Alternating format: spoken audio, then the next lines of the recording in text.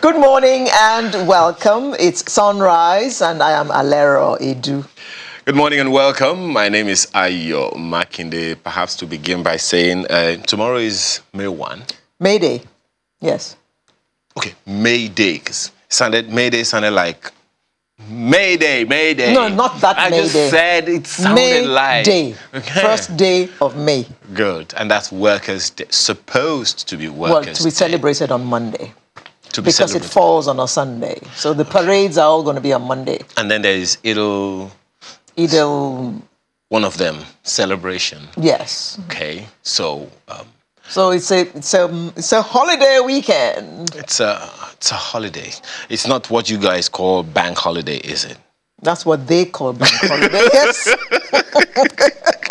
Because the banks are not going to be open. Oh, that's what it means. The banks won't open. But every holiday banks don't open on every holiday. No, there's some holidays that are bank holidays only. You go to work, but the bank is not open. It doesn't happen here, but it happens over there. In the name of God Almighty, why would I be at home when the banks are not open? Why would you be at work? At work, yes, when the banks are not open. Do you go to the bank every day? I wonder. And these days, you don't even need to go to the bank. Exactly. So the banks are not on holiday. They work 24/7. So they should cancel bank holidays, right? They should cancel. Okay. Okay, just please saying. take note. Cancel bank holiday. Please take note. So a shout out to Elsie McEwen, who is sitting in her bedroom, I suppose, in Austria, watching sunrise. My classmate, Elsie McEwen. Hi, thank you for watching. You tell me you never, in fact, remember Ona Ekomu? Yes. That episode where Ona kept referring to me as Auntie Alero. After the program, Elsie calls me, Auntie Alero, how are you? And you'll be wondering, who is Auntie to Elsie? But we'll talk about that. This dates back how many days now, you and Elsie? Oh, my God. I'm just saying. From 1964. Okay. Ouch. Don't worry, I'll come to that later. I'll come to that later. But, you know, I attended a conference over the in the course of the week.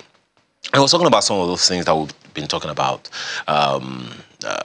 Local government, governance. You know, we always talk about governance issues, and we've been talking about leadership.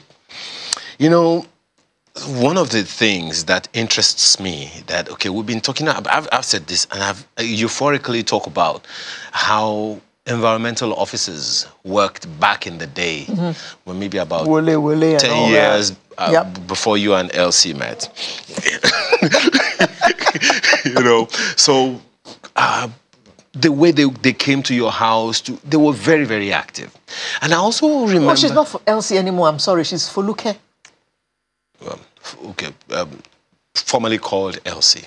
Okay, like the artist formerly called Prince. You're just saying. Okay. Ben. So the local governments were very active.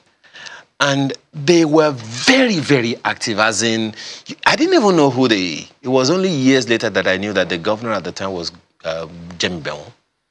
Was it Jemmy Beon in Lagos? I don't know. Well, one of those, you know, military governors at the time. You referenced Mr. Adele the other time?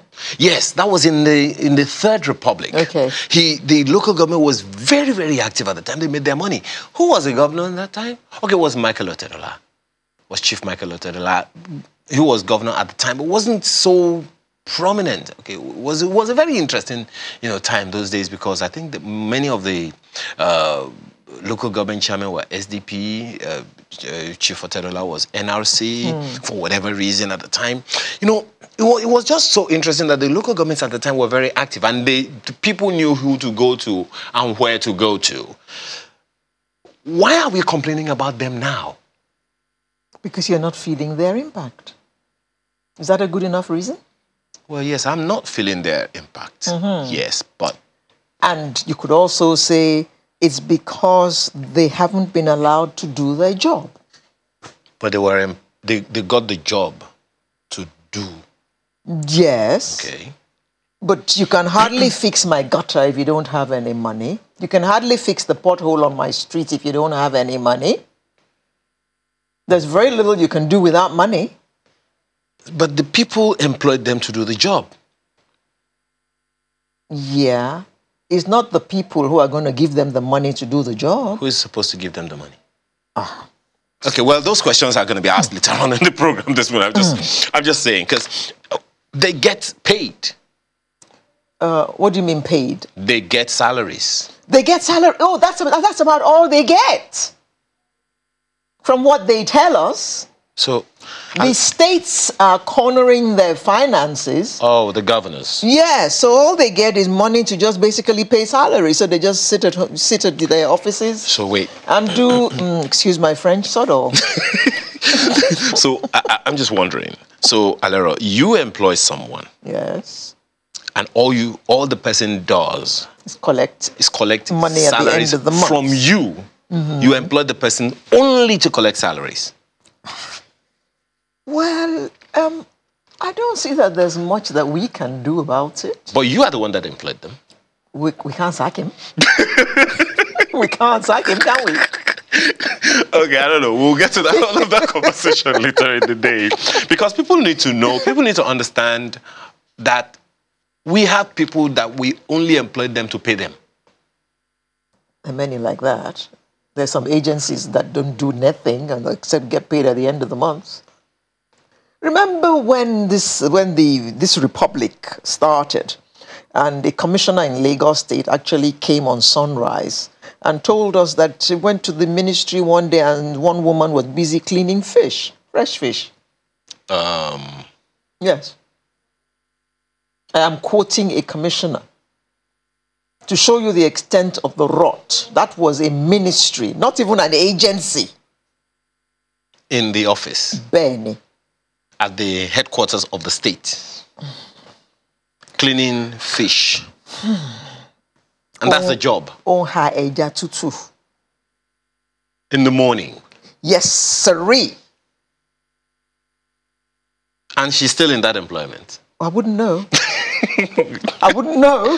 And that's the state local. So what one then tries to imagine what's happening at the local government levels if that is happening at the state headquarters. Well, like I said, there isn't much they can do without money.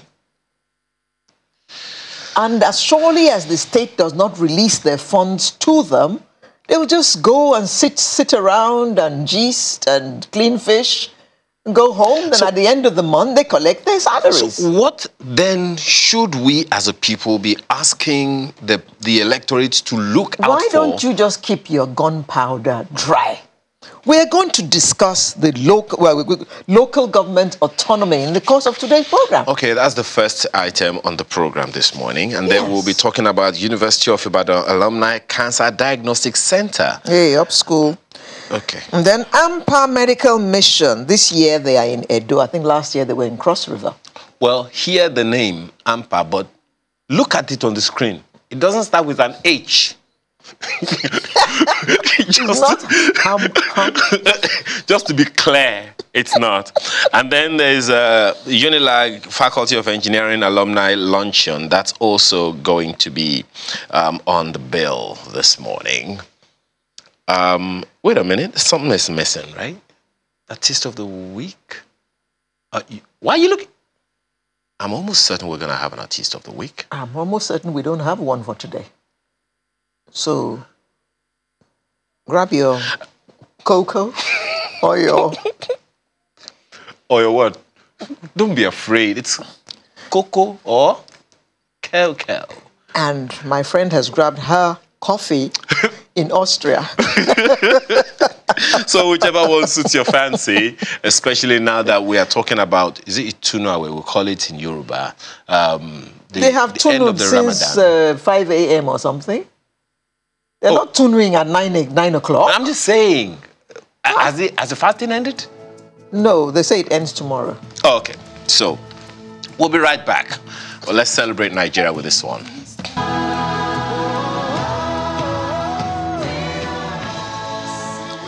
About a month ago, the National Assembly passed a bill granting full financial and administrative autonomy to local governments. This thing has been spoken about and is being spoken about, has been spoken about forever. You are underlining the word spoken. All we have done is spoke. We have not do. We should do the spoke that we have spoke. Excuse my French, everybody. Please, if you need an app to interpret. I mean, all we have done is talk about this autonomy. When are we actually going to effect it? Especially because we have done it before, and it worked creditably well. And as we were saying at the beginning of the program, local governments don't seem to be doing anything.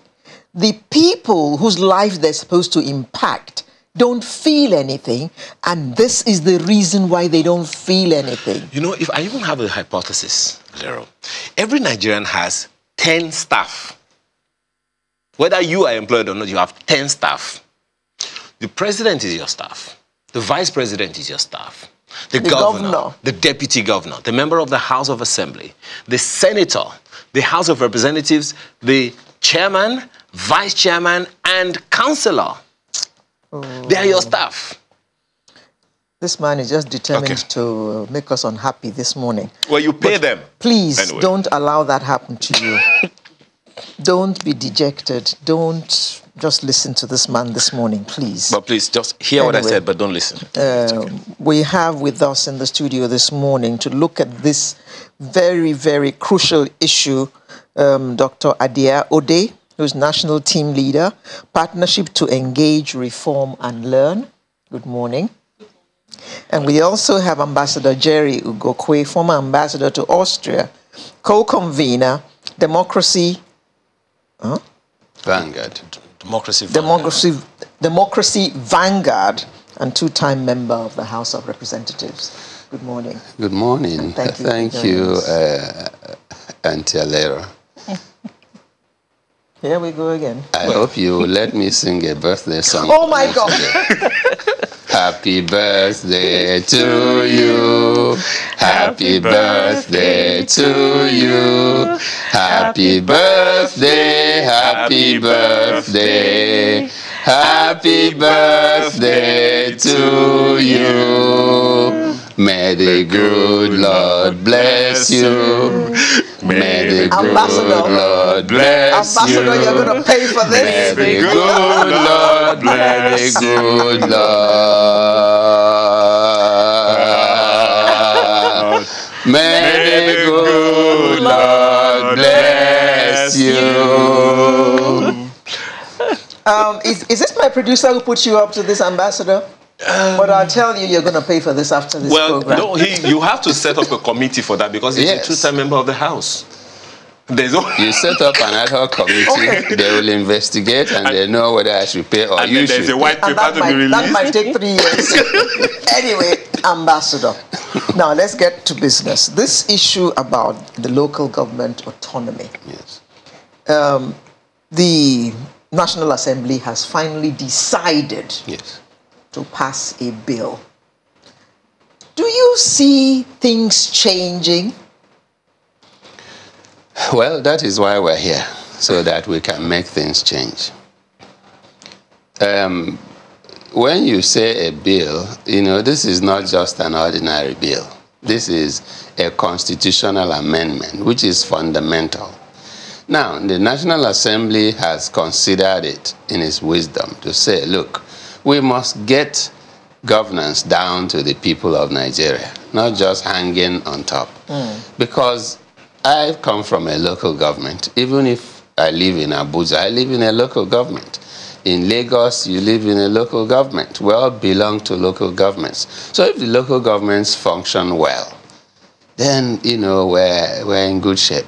So the National Assembly passed a law that gives local governments financial and administrative autonomy. Now, the other part of it is that being a constitutional amendment, the Constitution requires that for it to become really a law, it must go through the state houses of assembly for what you call concurrence. Now, and the Constitution says you must have 2/3 of the 36 members, 36 houses of assembly, you know, which means you must get 24 houses to concur to that for it to become... At least. Yes, for it to become the law of the land. Yes. So that's why we're here, so that you, as members of the Fourth Estate of the Rim, would help us talk to our state assemblies, put out this message so that people will understand that this is in the interest of all of us. It's not about National Assembly, it's not about members or senators or what have you. A quick follow-up on that, Ambassador. This is not the first time the National Assembly has made it part of the constitutional review process. Yes. That both chambers of the National Assembly have passed it. Yes. This is like the third time, right? Yes, yes. So, what will make this different? What were the inhibitions we had previously, and how is this going to be any different? Well, as you know, the state assemblies, have their own issues. Sometimes when you get to talk to some of them, you find that they all depend on what the governor says. I'm sorry to say this, but it happens, but we all know that. We can't hide it anymore. So we are saying to state assemblies and to governors, do what is right for the nation. I've had governors who served as governors in the states, and now they are in the National Assembly. And when you talk to them, many of them pass this bill because they now realize that this is in the interest of Nigeria. So the point is that we must ensure, we must put pressure on members of the State Assembly, put pressure on governors who also control them, or those who control those State Assembly people, whether they are money bags or what have you, to say, look, this is not about anybody's interest. It is about our own interest. Some people would say, oh, they are not accountable and all that. First, let us do it first. And then we get to the next stage, which we'll talk about accountability. Yeah, Doc, my partner and I looked at this thing last week, and we talked about it at length. And he was baffled about the state's assemblies and why it's so hard for them to understand that this whole matter is for the general good. Why do we have to lobby them to agree to this thing, which is crucial to governance in Nigeria? Thank you for that question. But before I start, I want to explain that I'm here as a Nigerian. So I'll be speaking as a citizen of Nigeria, not as national team leader for PEL ECP. Ambassador, when he spoke, has talked about the difficulties, the challenges that the state assembly members face, and the fact that there's an overbearing influence of the governors on the members. They are conscious of this, and they are all rational human beings. They want to come back. One would think. One would think so. I think so. They want to come back to the assembly. But as we all know, in each state, the governor is the leader of the party, and he decides who gets a ticket. And if you vote against his interest, you are at risk. But there's a way out. As Sheyi earlier said, every citizen... No, Sheyi is in Oyo State. Ayo. I'm sorry. It's okay. Me. No, I understand. Excuse the me. mistake is accepted. Okay. Every Nigerian has 10 staff. And the House of Assembly member is a staff of the citizen. But he's reporting to someone else. It's like your personal staff reporting to someone else. So we have to hold them to account. So it's important for every citizen of Nigeria to come out and tell their representatives in the state houses of assembly, I'm watching you. Madam, if you don't mind me following up, I'm still baffled by a number of things, one of which is, in the Constitution, I thought whatever comes first is in a particular order, right? In the Constitution, I don't know the name of the number of the chapter, but the legislature always came first before the executive. I thought that meant that the number one arm of government is the legislature, and number two is the executive, and number three is the judiciary. So how come how do I even put it now, that the leader is subservient to the person that's supposed to be reporting to him? Indeed, that's how it should be. But as we know, the person who controls the funds controls everything. And that's why we also have been advocating for financial autonomy for the state legislatures. That bill has been passed, and we hope that it can be institutionalized so that the state legislatures can be cut off from the umbilical cord that holds them to the governors and makes them subservient or reportable or accountable to the governors so they can vote on behalf of the citizens. Even that is still a little baffling to me, Ambassador. I'm sorry, Harold. Because we say the executive controls the purse, but someone supervises the control, which is the legislature, isn't it? Absolutely. Yes, that's what is, the ideal situation is. Oh, God. But of course, whenever you come to Nigeria, you find that things on their head are upside down, sometimes when you go to state assembly, as you know, of course, the National Assembly is financially autonomous. Yes. And that's why they can be bold and do certain things, and say certain things and oversight properly.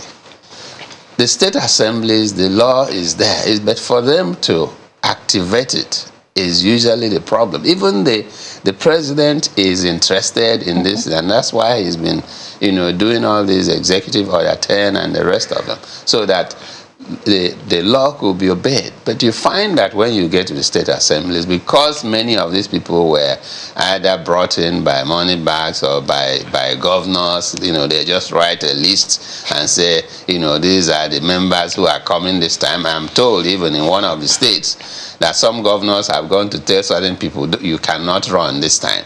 I am bringing somebody. In fact, as a matter of fact, there are some places where the governors are bringing their children to replace those who are active in the parliament, people that you will ordinarily want to promote, from what they have done in the parliament. The governors are coming to say, you won't run, I'm bringing my brother's son, I'm bringing my daughter, those kinds of things. But what is the guarantee? Well, that's another matter, right? That's another matter. Okay, all right. But why I want to focus on this is that we have a window now. What is that window? Before this gets to the National Assembly, to the state assemblies, the nominations would have come and gone. Nominations by end of this month, middle of next month and all that, nominations would have been done, which means those who would have won would have won. Those who would have lost would have lost. So what we're saying, if you are a true Nigerian, if you love Nigeria and you want the right thing to be done, you have gotten your ticket if you win. So go ahead and vote for this. But if you failed, that even makes it easier for you to say, I'm going to do the right thing. After all, nothing to lose. Nothing to lose. Yeah. And so that is the window that I find when this is coming. And the governors, what happens? Sorry. Because, the governors are still... And of course, many of the governors will not be returning. Most of the governors, about 80% of them have done their at their second time. So they are not coming back. So this is a good chance to start from ground zero. This is a unique opportunity. It's not happened like this before. In most cases, it had been maybe in the middle of the session or even at the beginning of the session, and then they still have their, But another concern in that same argument of the same permutation is it's the election period. Yes. Most of these, there is the word out there that most of the time during election periods, election years, governance seems to take the back seat.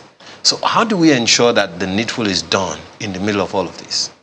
You see, first of all, the primaries will come and go, and then this comes to the floor. It doesn't mean that at the end of primaries, the House doesn't sit anymore. There is still a lot to be done. It's still about a year, if you will, to the end of the tenure of the houses. So what happens is after the primaries, then people would have now known whether they are going back or not. And in many cases, what you see is that after primaries, you see more of those who are not returning sitting in the chamber. So it's an advantage. Let them vote for, for this law, because they are not returning anyway. And they can go out and say to the world, while I was a member of the House, we passed this law. Perhaps that's what I challenge them to do. Yes. Yeah, the fact that it's an election period also gives us an opportunity to make this an election issue. Matter, yeah. So the people who don't vote against it should be vilified. Yeah. And this is why we think the media is a critical stakeholder in this matter. We should vilify whoever votes against, whichever state assembly votes against it. Perhaps another, I'm sorry, perhaps another issue is maybe some of these members of the Houses of Assembly don't even understand what's at stake here.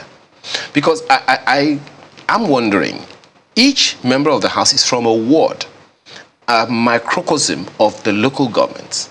So if they understand what it means for their local government to have administrative autonomy, to be able to hire and fire, and financial autonomy, to be able to do some of the things that I find in the Constitution. It's their business to make roads, take care of advertising, billboards, and all those things. But those things we have, state, the states, governments coming up with the signage agencies and all of that, which, according to the Constitution, is supposed to be functions of the local government. So maybe the members of the Houses of Assembly don't even understand what the functions of the local government are or supposed to be. Yeah, no, you're right in that. And that's why Democracy Vanguard is taking it upon itself to do a tour of the states, explaining to each assembly the implications of these bills and how they benefit from the bill. It also releases them from some of the liabilities they're carrying at the moment, because many people say, you were in the state assembly, what did you do for us? Like they are executive. But then it's not their responsibility. So if the local government executives are carrying their responsibilities, it releases the representative in the State House of Assembly. So Democracy Vanguards will be going around to all the state houses of assemblies to explain the implications of all the bills and what it means for them to vote for these bills and pass them. Okay, Ambassador. And we're asking the press to beam their searchlights on these houses of assembly. Beam your searchlight so that people will know, even when they have won their primaries, that's not winning the election anyway. So if you highlight those of them who refuse to vote for this bill and tell the world that this guy could not even vote for a local government to be autonomous, so why is he going back to the state assembly? Okay, Ambassador. Yes. I would like us to break it down so that everybody understands clearly. Because, like she said and he said, it seems as if even the House of Assembly, the state houses of assembly members don't understand the work that the local government is supposed to be doing. Now, let us break it down a bit so that our viewers can understand clearly. Local government autonomy. What will it signify? Okay. What it signifies is that the local government administrative autonomy, for example, that the local government can hire and fire. Okay. Can hire, can discipline. So it's no longer somebody is seconded by the governor to head the local government, what have you. It also says that you must hold local government elections. Just, unlike what you see these days, when governors come in, they dissolve local governments and now appoint their persons as caretaker committees. Yeah. That's administrative autonomy we're talking about. They can hire and fire. They have a tenure, just like the governor has a tenure. They must be elected at certain points. At certain points, other people will be elected. Now, financial autonomy means that when a state has a budget.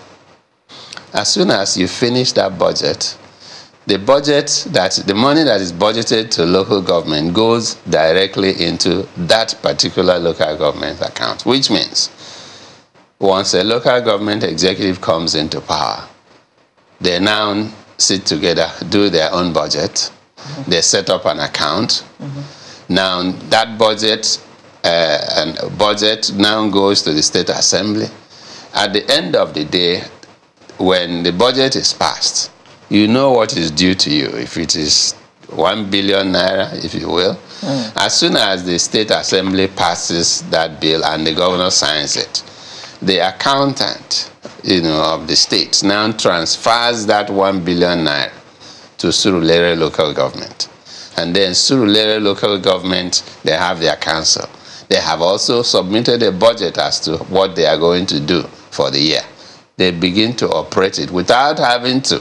When they want to spend money, the local government chairman will run to the governor's office, carry a file. I thought the ideal initially was that Federation puts money in an account, then the state government also puts money in that account for disbursement or use of or by the local government. That was and the money so-called goes initial, to the local it goes direct. account. That was the initial thing of Jack. But what has happened is that Jack has been converted into a private account of state governments. And what they do is that they sit and meet and say, oh, Jack has met, and then we have decided on this and this and that. And then the Jack, of course, in many of these cases, there are local governments that are not elected, even the ones that are elected, they are afraid of the so-called government of the day. So what they do is they just give them monies to go and pay salaries, and then the rest, it is now said that Jack has decided that this money is going to be spent on so and so, instead of the local government themselves taking a decision of how the money is going to be spent. Now, remember that when people talk about, who supervises them, remember that the state houses of assembly have oversight functions over local government. So what happens now is that you send the money to the local government. They do what they have. They have a budget which they submit to the State Assembly, which is passed and signed as a law. And I want to say one thing, because many people just see the budget as just a budget. When a budget is passed, it becomes a law of the land. And when you disobey the law, there are consequences. It is just that we don't take it seriously. Once that signature goes on it by the governor, it becomes a law. So if the local government, say Surulere local government, is given 1 billion, you want to build schools here, health centers here and there. At the end of that budget period, the State Assembly will now come for oversight function. Where are Where are the schools? Where are the schools? Where are the health centers? Yeah. Where are they? If they are not there, that's enough, for you to be punished. Again, impeachment. Yes, whatever. I mean, the impeachment is not enough punishment as far as I'm concerned on pilfering people's money. There are, the law or rather, the punishment for disobeying Nigeria's money is not impeachment. I mean, disobeying Nigeria's law is not impeachment. It is jail term, depending on the level of disobedience. That's what it is. Just to be clear, Jack is Joint Allocation Committee. Yes. And it has been hijacked. It has been hijacked, absolutely. That's a good one. It has been hijacked. Jack has been hijacked. Yes, that's a good one. Now, among the things that the local government council is supposed to do is establishment and maintenance and regulation of slaughterhouses, slaughter slabs, markets, motor parks, and public conveniences. Yes. One name comes to my mind immediately, MC Oluomo. Talking about motor parks. It seems that the assignment has been completely taken over by the state. Yeah. Indeed. Yeah. As most Indeed. of the things that I see listed here, even the naming of streets and all that, All of them those have are been all taken supposed over. to be local government functions. Indeed. Add to Yes. that, as you answer, add to that, recently there was, I think it was about some months ago, in Oyo State, there was a park chairman as well that was causing some furore, and the state government had to clamp down on the same, thing. He was deposed. Oh, so to speak. Yes, ma'am. Yeah, indeed, the state has taken over. But the state is not even talking to the people. The people in the local governments are paying taxes. These parks, motor parks, slaughterhouses, people pay to use them. But The monies are going to the state. the monies are going to the state. But they are not talking to the local governments. His Excellency mentioned the local government is supposed to send their budget.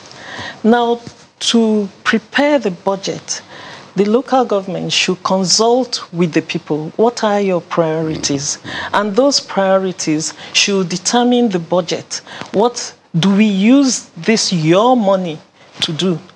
And that's how the budget should be developed. But that's not happening. So the money goes to the state governor is too far away, too imposing, nobody can talk to him, and the people are suffering. So services are not being delivered. These parks are not functioning. I'm sure if you want to count how many markets in Nigeria have sanitary services, toilets, and everything. You can count on the fingers of one hand. Security services, the schools, are they functioning? Are the teachers there? Are the staff of the local government even in their offices? I know in many local governments, people come at the end of the month to get their salaries. Yeah. Who even determines who is a staff? I have heard of local government transition chairmen who just put people. In fact, I heard myself directly. The lady was telling me that she has 7 people on staff now, and she's collecting their salaries. So Yeah, we were to congratulate her on having this income. Wow. It's open. I don't understand. So she is a 7-man staff, one person. I don't understand. Ghost workers. No, what she means is that because it's quote-unquote transition government, the governor puts, his or her person there, and then the person stays there and runs around. Oh, I need to make more money. What's my salary? My salary is 50,000 naira, but I need to go home with about 1 million. Yeah. So I put in names of 7 more people who, quote-unquote, who are non-existent, who are working for me as your transition chairman. At the end of the month, you pass a note to the accountant. He brings money for all the 7 people, plus your own, and then you take home.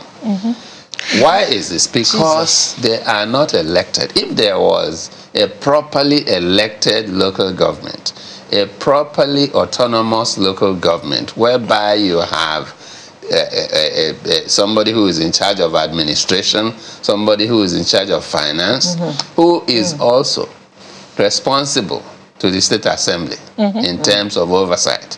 That will not happen. But Ambassador, Yes. what we're talking about now, is it not going to be an uphill task? Because this has been going on for so long. Everybody is comfortable in this misdemeanor. Yeah. So how do we intend to change the whole thing? You know what? I am one of those who you will call an optimist. There's no in my dictionary. There's no maybe. It should be done. It is the law. Full stop. Pure and simple. Okay. That's the way I look at it. Perhaps by way of expatiation, you began by saying the media needs to do, the needful and all of that. But another thing about that is most people are not even aware of the issues to be raised. I'm sorry, maybe I should begin with you, ma'am. Maybe because so many people are not even aware. Citizen doc. Citizen. Maybe they are not even aware People are not even aware, because you say people should demand their rights, but they need to know the rights to demand. Okay, the local government, I mean, most of the times people just sneer and snigger at these politicians who have cornered their, resources and all of that. People don't even know how to compel their representatives, their staff, to do the needful. The only thing they have done mostly is to chase them away from their localities when they go okay, you are this, they call them all kinds of expletives and they chase them away. But that's where they are from, and we've heard quite a few of them like that. So what are the things people need to know in order for them to make demands from these, from the legislators that, okay, do this because this is good for us? What are things that people need to know? People need to know the responsibility of each of the elected people. When they go to the polls to vote, what are they voting for? They need to know that my vote should buy me this, not 2,000 naira or a bag of rice. They need to know that my vote is buying me a servant who will deliver services for me. They need to know that it's not patronage we're looking for. We are not beggars. We Nigerians, the electorate, we are not beggars. We are looking for services that we are entitled to. So if a governor builds a school, we shouldn't praise him and clap for him. It's his job. It's his father's money. And so when we have the local government chairman, and he's there in our locality, and we know him, we know this man had one car, and suddenly he has 10 cars, and the school is not functioning, we can go to his house and say, what's happening? We can hold him to account. I beg your pardon, Doc. From what you're saying, it seems to me that a whole lot of awareness, absolutely, a whole lot of educating has to take place. Yeah, indeed. So that we, the electorate, know the value of our vote. Yeah, absolutely. And two things. One, we look to the media to educate the electorate. This is the time. We're in trouble. Yes, you are. Yes. There's a lot riding on you. Yes. So we look to the media to put this information out there. We have civil society organizations who make it their business as well to educate the electorate. And one of the things we do is also encourage partnerships between different groups, between the labor unions, between the grassroots development associations, the Parapo associations. If they know this, then they begin to spread the word. Don't the parties have any role to play in this? Don't the politicians have any role to play in this? The politicians have a role to play. Their manifestos should be speaking to these issues. But as you and I both know, it's very easy to say the electorate don't count. And so if I can buy my ticket for 100 million naira, then I'm not responsible to the electorate. I'm responsible to my party to ensure that I also come back and get another ticket. So we can't leave it to the politicians alone. We have to make the politicians realize that it matters. If it doesn't matter, if we don't make it compulsory that it matters to them, then they will ignore it. I mean, with what she says, I mean, you won't leave it to the politicians. I'll give you, I mean, you're trying to employ someone. I mean, that person will be trying to convince you that she is the best to do the job. But it is you that will take the decision. Well, so it is important to know that the electorate that hires the so-called politicians we're talking about must be ready to hire and fire. You talked about the function for the media. Yes. Many people are in the interiors, in the localities. A good number of them may not be watching this program right now.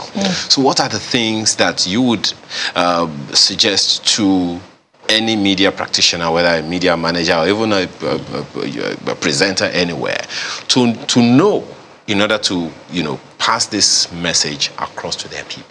Thank you so very much. I'm aware that even in these places we're talking about, if the program is on, they may not have light to watch it. They may. Well, let's just hope they have a transistor radio.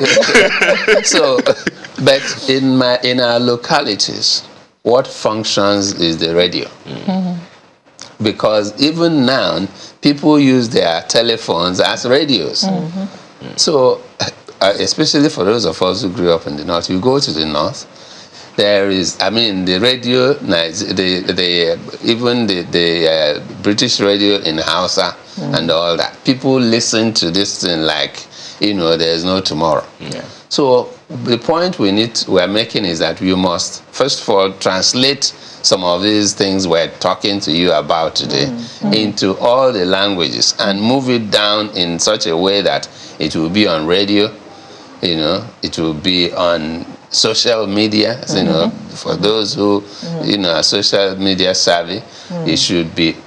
The radio is great in the areas where I come from, in the area where I come from. Say something on the radio, before you walk 2 kilometers, somebody will be asking you, is it not about you they are talking about on the radio? So that's the way we got to wind down now. So it's Citizen Doc. I would like your last word on this. What is your advice to, first, the Houses of Assembly, and second, to the electorate? Well, what I'll say is that Nigeria's future is dependent on the Houses of Assembly. They need to take responsibility for that.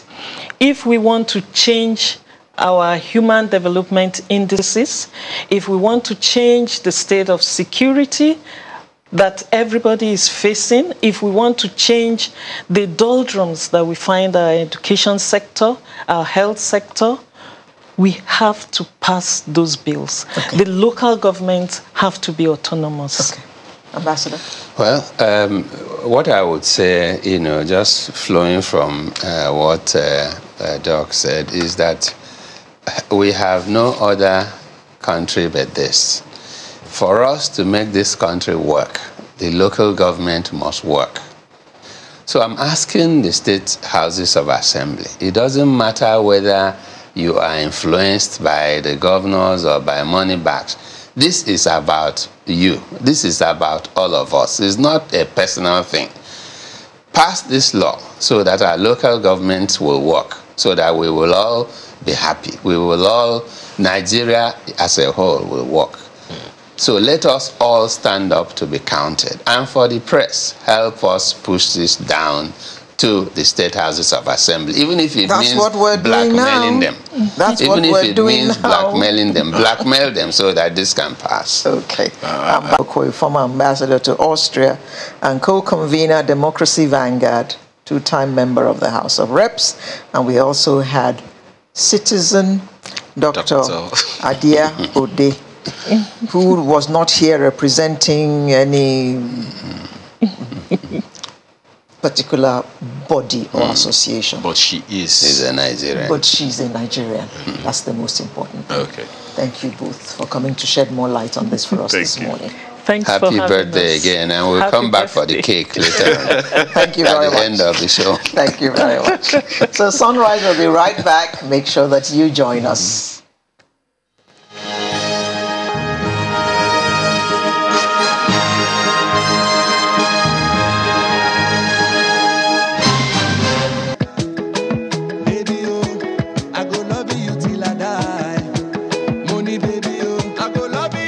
Thanks for staying with us. Earlier we circled around medicine, something that the local government should also be doing. But now we want to talk a little more about something, what you just saw on your screen now. Cancer Diagnostic Center being put up by the University of Ibadan alumni. Now, the burden of cancer in Nigeria, of course, Africa's most populous country, is large and growing. It remains a challenge with a continuous increase in prevalence, not only across Nigeria, but in many countries, especially the low and middle income countries, to ameliorate the situation. Now, of course, the University of Ibadan Alumni Association decided to establish a $2 billion cancer diagnostic center at UCH Ibadan, that's University College of Ibadan. What's all of that about? Let's have a conversation around that with Professor Elsie Olufunke Adewoye, who is President, University of Ibadan Alumni Association Worldwide. Thank you very much for joining us this morning. Good morning. Right beside her is Chief Dr. Kemi Amina, immediate past President of the association. Thanks for joining us. Thank you very much. And we also have Mr. Daoud Asalao, who is Chairman of the association in Lagos. Thank you for joining us this morning. Thank you. Let me begin with you, madam. Forgive me for saying, but a number of people would say, isn't this supposed to be some government assignment somewhere? Why is your association taking up this gauntlet? Well, if you say it's a government, it should be a government project, yes, you are not wrong. But if there's a gap and an association feels she can come in, why not? Okay. That's why University of Ibadan Alumni Association thought it fit to raise a 2 billion naira diagnostic project for University College Hospital, which is a teaching hospital for University of Ibadan. Okay. But why cancer, Chief Amina? Why cancer diagnostic center? Why not malaria? I don't know. Yes, good question again. Why not malaria? Why not some other things? Each time we suffer malaria, we tend to be able to. You can control malaria. You can, depending on your environment, easily, and the drugs are there. But cancer, we discovered that cancer is something that could be controlled if it is dictated very early. Now, a lot of persons, it's one of the leading causes of death, actually, in the world, also in Nigeria. We think that with the rate of mortality, we should go into the issue of cancer, more so for a hospital of that caliber, that you cannot really say people are going to the hospital to treat cancer or to get to detect cancer very early. A lot of our citizens traveled out of the country often to take care of themselves, try to dictate, but before they even go there, they've gone very, very far, and they're all just close to death. So we looked at it as an association that UCH as a leading health institution in the country, before now in Africa, cannot really boast of saving her citizens, the citizens of Nigeria, from cancer, and we do embark in a lot of medical tourism. So we thought that the Alumni Association, we thought that we should give back to humanity. We do believe that service to humanity, if you want to serve God through humanity. So that's the whole essence. Mr. Salau, is the center up and running yet? No. No, it's not. Okay. That's because why. I was going to ask, how will this be funded? Well, that's why we're here. 2 billion, you said? Yeah. 2 billion naira project. 2 billion naira. Wow, yes. That's a lot of money. That's why we are here. Mm-hmm. The Diagnostic Center, there's a building in UCH, but started, but not yet completed. So what the alumni is doing is to rally Nigerians and our members all over the world to get this amount to buy equipment that will be useful and also complete the project that is on ground. Okay. It's about 60% completed in UCH. So this 2 billion is about 40% of the total requirement? No, I'm talking of the completion of the building. But what we are going to do is to provide equipment Oh, just, okay, the equipment alone and is finish the building. Okay. And get it running for the use of Nigerians and others. Are there any events planned to raise money? Yes, that's why we are here. We want to enlighten Nigerians. After this going around and enlightening the people, we are going to start on a number of programs that will lead to raising funds towards this project. Well, Prof, yes. Perhaps we can begin with how serious the issue is. There are many people watching us right now who have lost loved ones to all kinds of cancer in the country. And so most times when people talk about cancer, we look to how it affects women mostly. Cervical cancer, breast cancer, and the rest of them. How serious is the issue of cancer in Nigeria?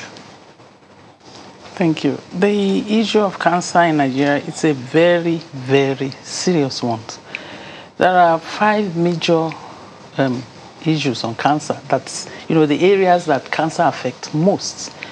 Just like you said, breast, prostate, colorectal, lymphoma, yes, and cervical. Those 5 major areas are mostly affected by cancer. And the problem that we have in Nigeria is that they are not detected early enough. By the time an individual feels uncomfortable and you want to go for check, it's past. Why, what are the things that you may have found out as the reason for which people do not, come out with it early enough? Well, I think in this country we have a way of managing problems. Oh dear. It's like someone who has, just like you said, someone who has malaria. You say, well, maybe when I rest a bit, the symptoms will go. When people start to feel some symptoms that are probably strange to them, they could have been trying different things to remove the symptoms, not knowing that it's deep-rooted. But if we create awareness that when you feel anything you are not sure of, anything strange, you go and check. It's better to diagnose this disease very, very early to avoid death. Certainly, if most of these things are diagnosed early, almost 99% of death will be avoided. It could be treated completely if it is diagnosed early. Well, Dr. Mina, how much role does the fact of practically paying out of pocket for every consultation that you go for, how much role does it play in people not actually going out when they feel any kind of strange, symptoms or, feelings in their bodies? For the very, very low-income persons, they don't have the money yet, so the National Health Insurance Scheme could come in. What we target as an alumni association, what we target is get the diagnostic centers ready.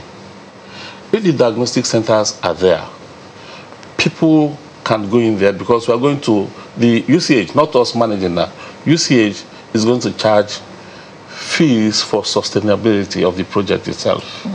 Now, people can come in there at a very low cost to check themselves. As my president said, a lot of persons walk into hospitals with the idea of, I'm a bit down, it's malaria. But if you have a center where you can have a thorough check.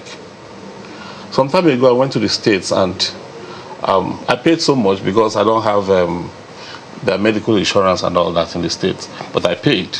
And they ran a series of tests. One of the tests they ran was for cancer, to detect for cancer. Luckily for me, I was declared free. But I paid so much to do that in the States. If I'm to check for cancer-related issues in Nigeria, if we have a diagnostic center in Nigeria, I might be paying almost 1/10 of what I spent out. So we think that bring this thing closer to the people, we'll be saving capital flight. Perhaps that also speaks to capacity. I know, I mean, I've said this so many times. We've had so many brain draining experiences over the years where medical practitioners, take flight because of their inability to practice. So talk about capacity to deliver on the services that this diagnostic center will be providing to people. Do we have the capacity in country? Oh, yeah. Yeah. If you think of health, think of UCH Ibadan. Oh, I know that. I mean, historically, we've heard situations where people come from outside Nigeria to come to the UCH. But those days are far gone. Yeah, but we still have them. Okay. We have the personnel. If you go to the oncology department in UCH, you have top flight professors, senior consultants who often are invited to. You see, some of these things we talk about abroad. Who are those who give these treatments abroad? Most of them are from UCH who move. Chief. So we have the capacity really. Chief, Yes. I hear you. Yes. But that fellow watching right now, does he hear you? Reason is, when you think about health, you don't think Nigeria. I'm sure you understand what I mean. Most of the time, people go away because they assume that if I stay in this country, I'm going to die of this illness. So that's why I'm asking about the capacity. What's the assurance we are giving these people? That is not because, of course, the equipment will not operate itself. Yeah. It's the people that are going to operate it. So talk again about that capacity and how it will be transgenerational, not just for now. Can I Please comment? go ahead. The capacity is there. There's a unit, a department that takes care of that. And they are treating. The only thing, if we are able to realize this money, the bunker is ready, we buy the equipment, we only train the staff, retrain the staff that will handle the equipment. You know, you need people that will handle equipment as it comes. Equipments are not the same all the time. So the capacity is there. And UCH, they have hierarchy. The doctors that are freshly graduated, the consultants, and then it goes up to the level of the professor. So they're training generations to hand over to, even if one leaves, in spite of the brain drain. Oh, wow, interesting. Professor, what you said just reminded me of the fact that many countries come shopping for doctors in Nigeria. Yeah. So there's no doubt in my mind that our doctors are well trained, in spite of the lack of equipment to work with and all that. Our doctors are well trained, but they're leaving. So is it not government's responsibility, or should I say, whose responsibility is it to ensure that our doctors have the wherewithal to work properly in our own environment, because we need them? 200 million of us. I don't know what the figures are regarding brain drain, but they're going out like every other day. But we need them here. So who is it who's supposed to do what is required to make sure that our doctors remain here and they are fulfilled in their profession? I cannot heap all the blame on the government, but the government has, I believe the government has a major role to encourage the doctors, the physicians to stay. Why? You should ask the question, why do they leave? Is it lack of job? Is it lack of adequate remuneration? Fulfillment. So many reasons. Equipment. The list is getting longer. Okay. So there are so many reasons for the drain. But the government, our government has a lot to do to encourage our doctors to stay in the country. And then we need to encourage ourselves also, apart from the encouragement from the government, that we need to stay on ground and help ourselves. Even if a doctor moves out of the country, I'm sure he has families. Who takes care of the family? So I think the responsibility is on both sides, but more on the side of the government. Well, Mr. Dauda Salau, in terms of persuading people, what are the things that people need to know? 2 billion naira is a lot of money. I'm trying to, in my head now, to try to crunch the figures. Okay, so if X number of people contribute X amount of money, it's going to amount to 2 billion naira. I'm trying to crunch, but my maths has always been bad, so no regrets in that one. So in terms of persuading people how to get that done, what is it that people need to know about this? We've talked about the severity of the cases and all, but what is it that people need to know to convince them that, look, we need to do this? One and foremost one is humanity. A lot of Nigerians, as we are sitting here, we have 1 or 2 people that are related to us that have died through cancer. And if we consider losing life due to the fact that the disease is not diagnosed early, then a lot of people will want to key in.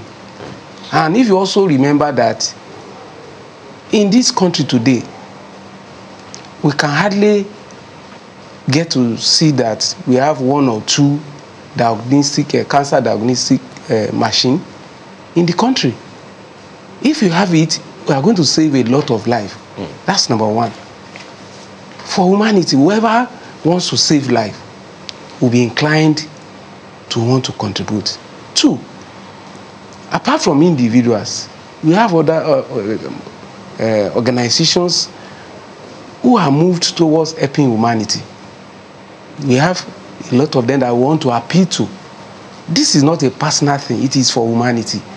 And the Alumni Association is only helping to save us from this cancer that is causing a lot of death, not only to Nigerians but to others. Okay.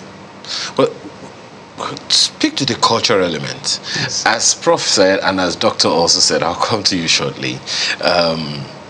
People have this mind that, look, there are some things I don't even want to think about. Okay. God forbid. It's not my portion. Especially when you listen to the way Yorubas call that disease. Kokoroa general. In other words, it's jejere.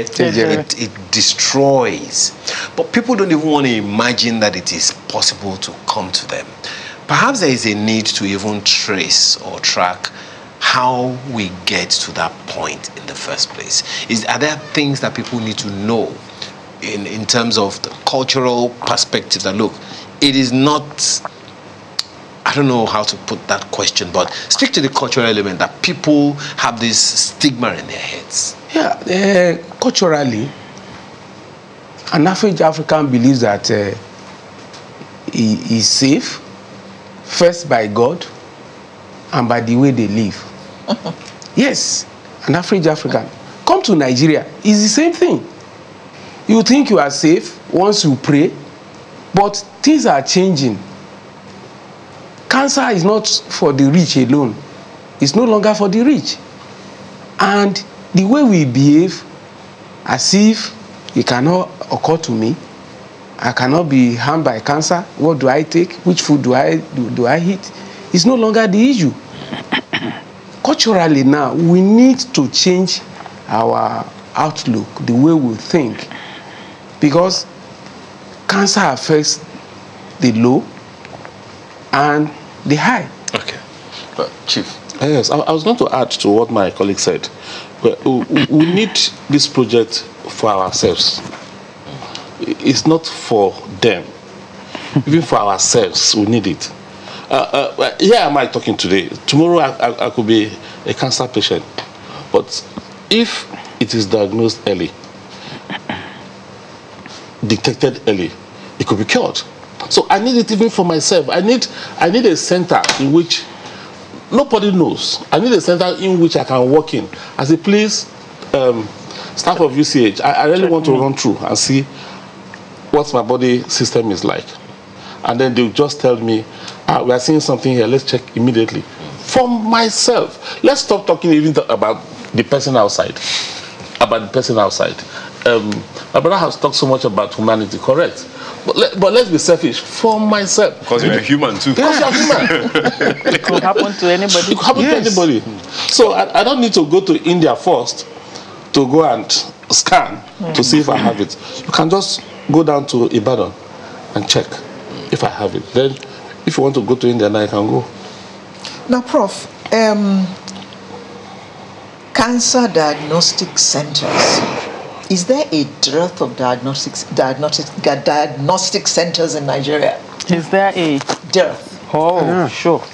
I think we have about two. In the whole country? Yes. It's not. There are not many.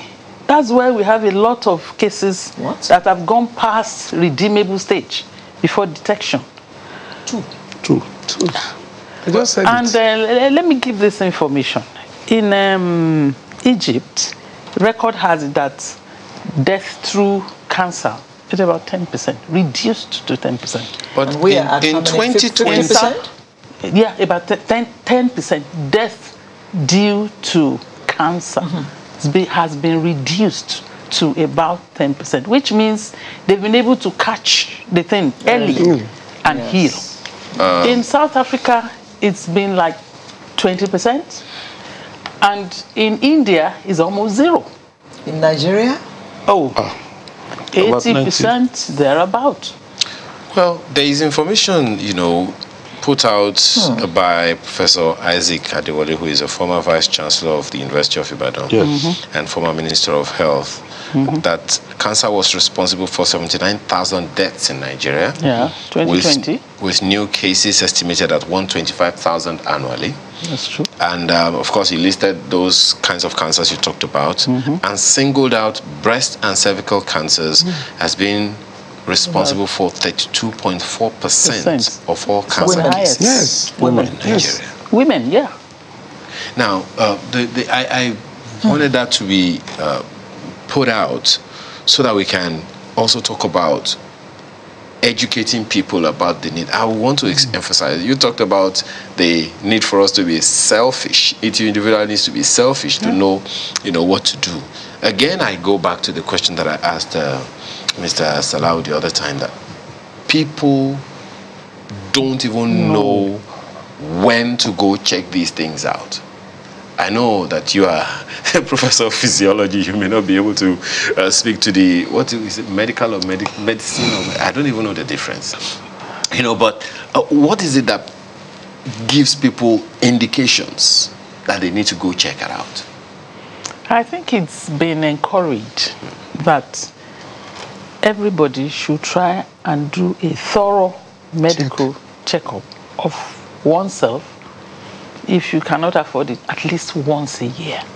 If you can do it once in 6 months, it's okay. You don't have to wait until you feel sick before checking. If you make it a routine. Are you talking to Nigerians?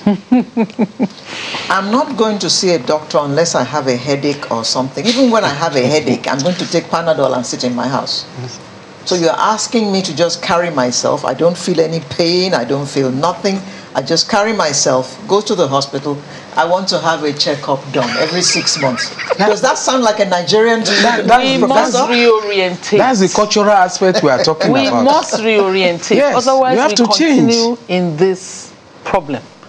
The awareness campaign again. Yes, we must create that our awareness. attitudes have to change. We have some organizations that are on the side of awareness in Nigeria. Some organizations have started in that direction. But even after creating the awareness, where do they go to?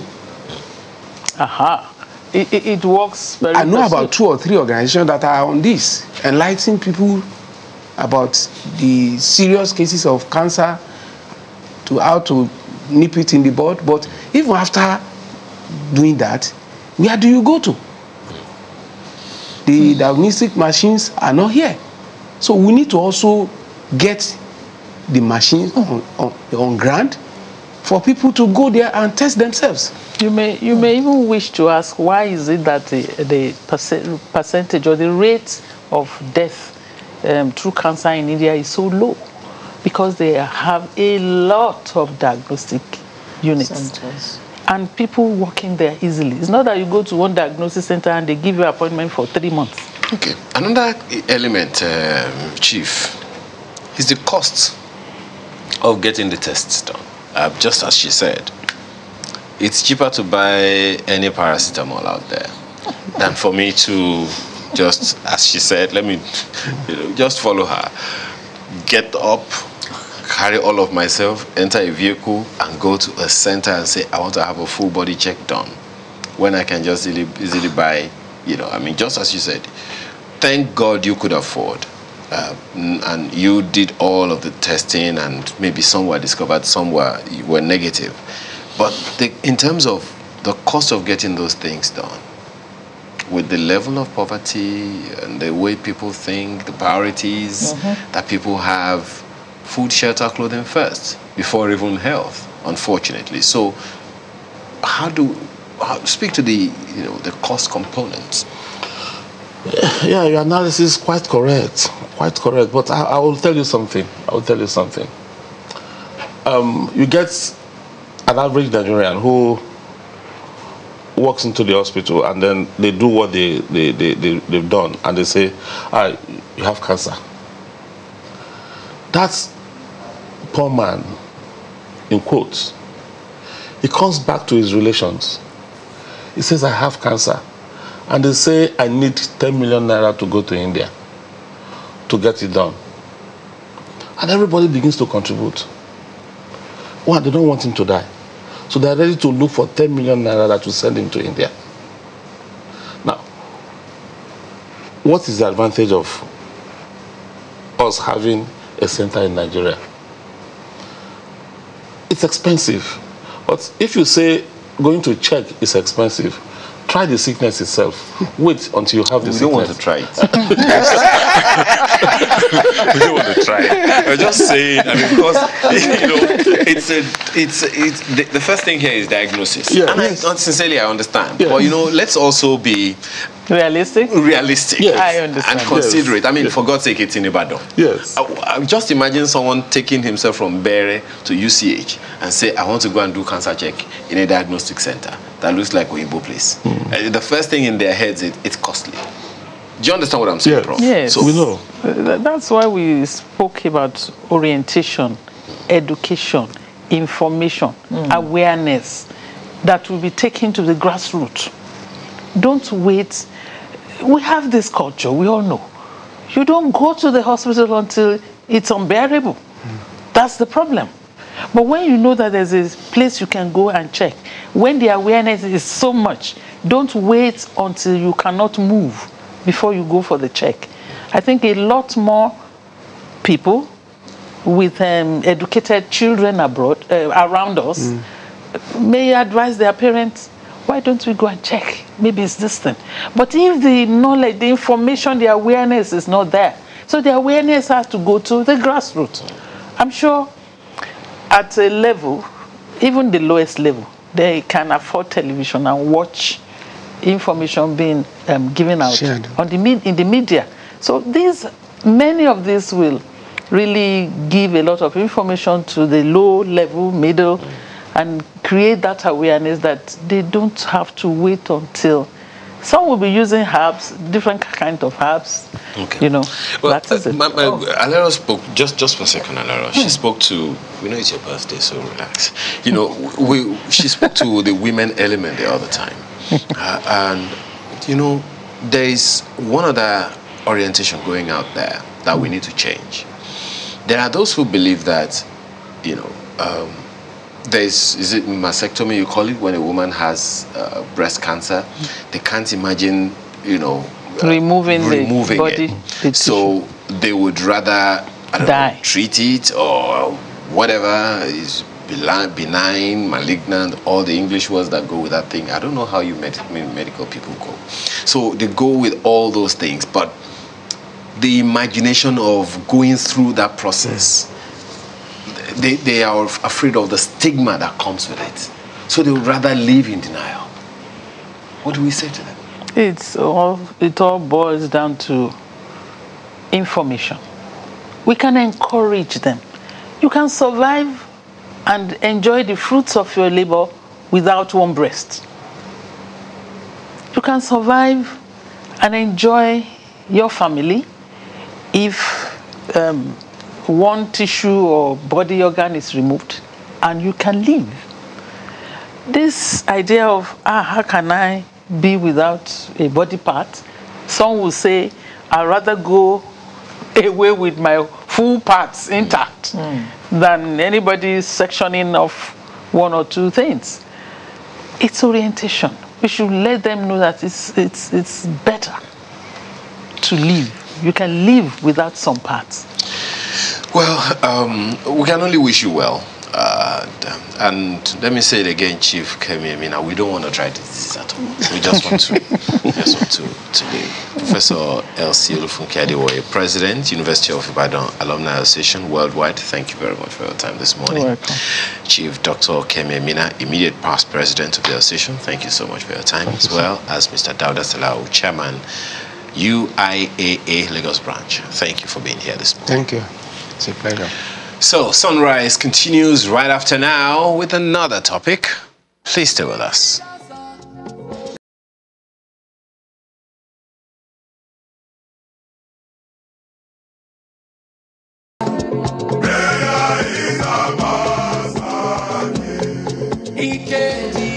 Thank you for staying with us. Now, this seems to be the season of alumni associations getting active. We just finished talking about the Alumni Association of the University of Ibadan.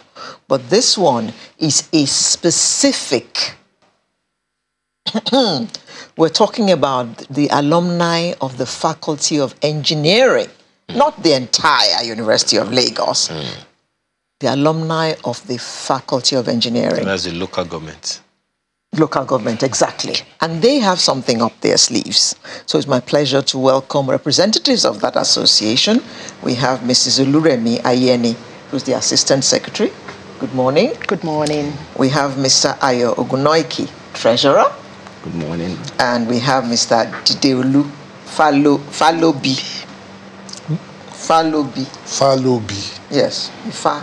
Naim Bonham, National Chairman Good morning. of the Unilag Faculty of Engineering Alumni Association. Good morning. Good morning, and thank you all very much for coming. Thank you. What is it about this season? All alumni associations are getting active. What's going on? Well, it's good news, because what it means is that the culture of giving back is beginning to get entrenched in Nigeria. And it's happening at the right time, when obviously there are challenges with funding most of those institutions and maintaining those things. I mean, ASU has been on strike now for over 2 months. 2 months, yeah. So alumni associations need to wake up and ensure that the time of ASU going on strike, those days are over. That should be the focus of every alumni association. Is that doable? Well, is that doable? There's so much we can do. And when you're talking of ASU, I'm sure that's almost outside our own scope of activity, though we can aim to influence ASU. But when you're talking of alumni, what we're trying to see is how the faculties can be on top of the game. We want to see them where they were when they impacted our own lives, and ensure that the coming generation, the youth of today, also can look forward to a bright future with proper education and the facilities they need for such. Okay. Mr. Ogunoiki, you have an event coming up. Yes. Yes, tell us about that event. It is a special event. It's a luncheon whereby all the alumni of the Faculty of Engineering want to network, want to do a special project. We have a special project, launching of the 500 million projects on ground that we want to embark upon, and want to network with all other alumni on that day. Well, I see that the governor of Lagos State, and governor of Oyo State are expected to lead other distinguished personalities at that 2022 Alumni Luncheon of the Unilag Faculty of Engineering Alumni Association. Yeah. Is that to say that they were also in the Faculty of Engineering? Well, we are privileged to have amongst us some very high-profile engineers and engineers. Engineer Seyi Makinde, the governor of Oyo State. You just have to bring in that engineer title. Well, it's, we used to have this saying when we were in the university that when the sociologists, the social scientists, the arts and the other courses are enjoying Unilag, socializing. We were moving from class to laboratory, back to class and all that. So that engineering is very important. I can tell you that. Just like the doctors. 7 years aren't easy. We did 5 years. But basically, yes, we have amongst us the governor of Lagos State, Mr. Babajide Sanwo-Olu. I've dropped the engineer now. And quite a number of other high-profile Nigerians in different spheres. They came out as engineers, but they found their footing in politics, in finance, in administration, in so many areas. And but basically engineers well equipped to face those challenges. So yes, there are some of us. Okay, this luncheon is themed A Better Unilag Faculty of Engineering for All Generations. Now, we need to break down that theme. What are the things you intend to do to make sure that the place is a faculty for all generations? Okay, thank you very much. Let me start from some of the things we've been doing. Our intervention is infrastructural, is academic, is total support for the faculty. And I can tell you, we've provided directly or indirectly through some of our members quite a lot of facilities in the school, laboratories, which was done by Mr. Babajide Sanwo-Olu. Endowment of professorial chairs, we have 2 now, actually 3, with Otumba Gbenga Daniel, Mr. Babajide Sanwo-Olu, and Governor Seyi Makinde, and Professor Ogunye. Some of the ones that 3 governors. Yes, 3 governors. Hey, you guys are great too. And then we also have, we've also gone beyond just infrastructure. There's quite a lot of infrastructure going on. Increasing the number of classroom spaces, that's ongoing. There are more to be done under this scheme that we have in mind. Increasing the number of office spaces for the lecturers. We've already provided, in the past 3 or 6 months, we provided 4. Another 4 is nearing completion. Another set of 12 is going to follow. Have you been busy? Yes, we've been. And beyond that, we've also gone into the students themselves. In the past 2-3 years, we've engaged the students on what we call non-engineering specific skills. Skills that they require. Having gone through school, we realize there are certain skills that are outside what we are taught, but they require to survive outside. Entrepreneurship, quality management systems, and how to put them together, health and safety, and so many other different applications in computer. We have private programs that we are running for them from time to time to get them interested, to equip them. We also look at the overall learning environment that they are working in. The environment must be conducive to learning for the lecturers and for the students. So we are looking at an holistic approach. We are taking an holistic approach to getting the University of Lagos to be as close, if not better, than what we enjoyed about 3 decades ago.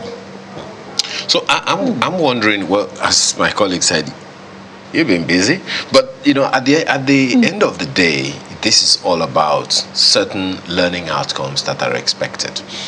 How soon? When is this event holding, by the way? First of all, yes, this talking specifically to this event is holding on the 5th of May. Is a networking opportunity, like my colleague said. It's also an opportunity to raise funds for some of these projects. We have a special projects committee, which are being led by Mr. Babajide Sanwo-Olu, Engineer Seyi Makinde, and being the deputy chairman of that committee is Engineer Noimot Oyedele. Esalako Yedele, the deputy governor of Ogun State, is also an alumnus. I'm sorry. I'm sorry. No, he's not chairman for nothing. Name dropper. Name dropper. He's not chairman of Autonomy. He's the chief image maker of the It's a large team. Governors, deputy governors. I don't want to talk about the chairman Is of the president banks. also an alumnus? I think he might have done some diploma around the engineering faculty. I will not be too sure. So it's basically on Thursday, May 5, we want to come together as alumni of the University of Lagos Faculty of Engineering to interact, to look at what are the things that we need to do, to present those projects that are captured under this bucket, and then to hopefully begin the process of raising money. Like I said, some of those projects are already in construction. Even before we started this process. And also we are going to do there's going to be a technical presentation by the managing director of LAMATA, that's the Lagos Transport Management Agency. Basically, that will look at the ongoing rail infrastructure around Lagos and speak deeply to it, and also speak to the opportunities for both engineers and non-engineers in those processes. Because quite a lot of people are seeing rail lines getting up around Nigeria, but there are opportunities. Lagos to Ibadan is going through uncharted route that creates huge opportunity for real estate, development, companies, everything along that route. So we feel that this is an opportunity to speak specifically to that. And we are bringing in the engineer, Abimbola Akinajo, to come in and speak to those. Those are some of the things we are going to do. Now, Mrs. Ayeni, this is by the way.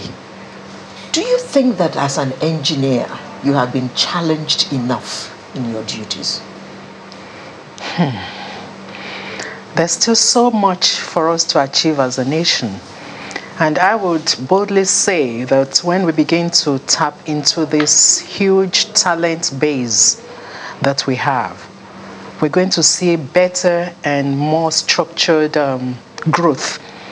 I wouldn't mention nations, but where engineers have been given the chance to guide nation building, appropriate opportunity, you can then know that you have a sustainable development.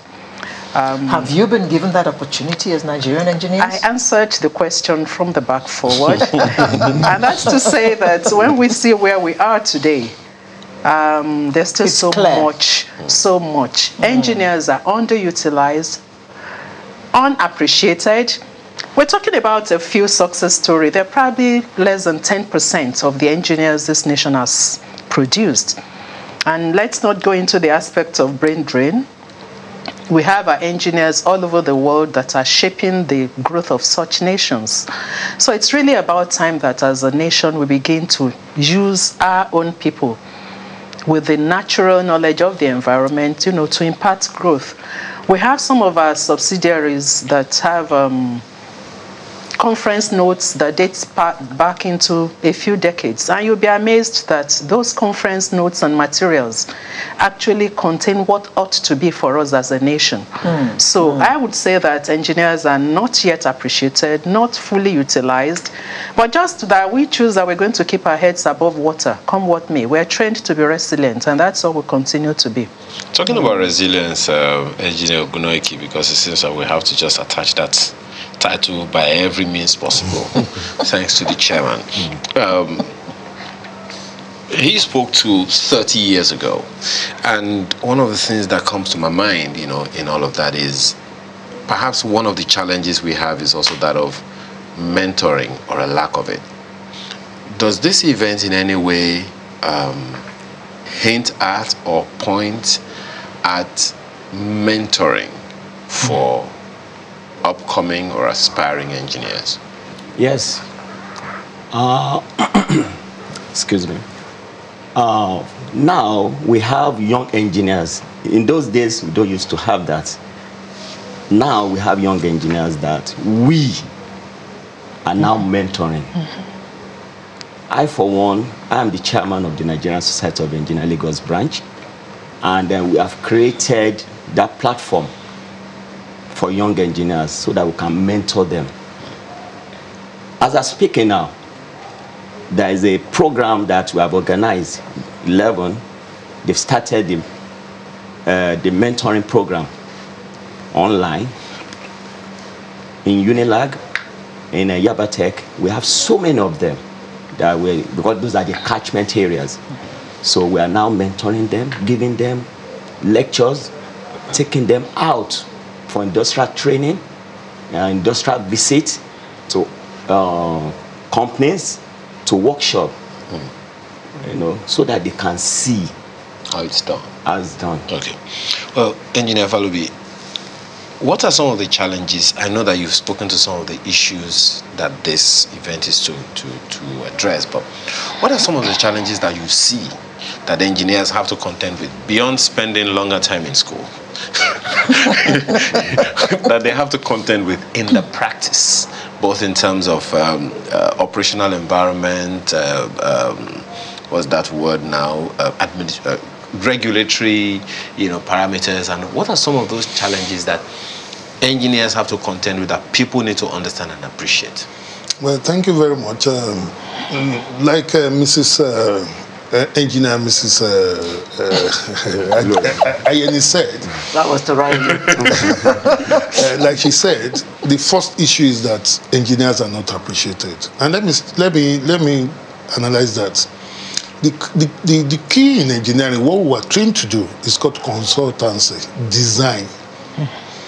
And in Nigeria, you will be shocked that most people just believe that why don't you just go and start? Consultancy or the design aspect of engineering, of the practice of engineering, is like 80 to 90% of what you need to do to have a successful project. Let me speak like a layman or an uninformed man. Shebi is just drawing. Yeah, thank you. Yeah, you're right. You see, engineers are not even supposed to draw. They are supposed to conceptualize, to give their concept to the draftsman who will draw, who brings it back and they put their design on it. And then that design is the key, is the success, and is the road to development, and that is what we are lacking. And because people don't appreciate that fundamental aspect of engineering, they don't understand what engineers are meant to do. They don't understand that every development comes with conceptualizing it and designing it. So, lack of appreciation. The second challenge is that in Nigeria, no matter how brilliant you are subsumed under the political structure. So if the political structure is not sufficiently effective to give you here to breathe and environment to excel, whatever your ideas are dead. In the engineering field, in Nigeria's state of engineering is structured. We have what we call the national group. We have the branches who have specific roles. We have the institutions who have roles. And amongst these three groups, there's quite a lot of content created, a lot of conceptualizing of ideas that, if translated into practical issues, we won't be where we are. She spoke to conferences that were held 20, 30 years ago that have spoken to GSM technology, to whatever you are seeing today. We've spoken about them there. We've conceptualized them here. But they ended up on the shelf of those who developed them.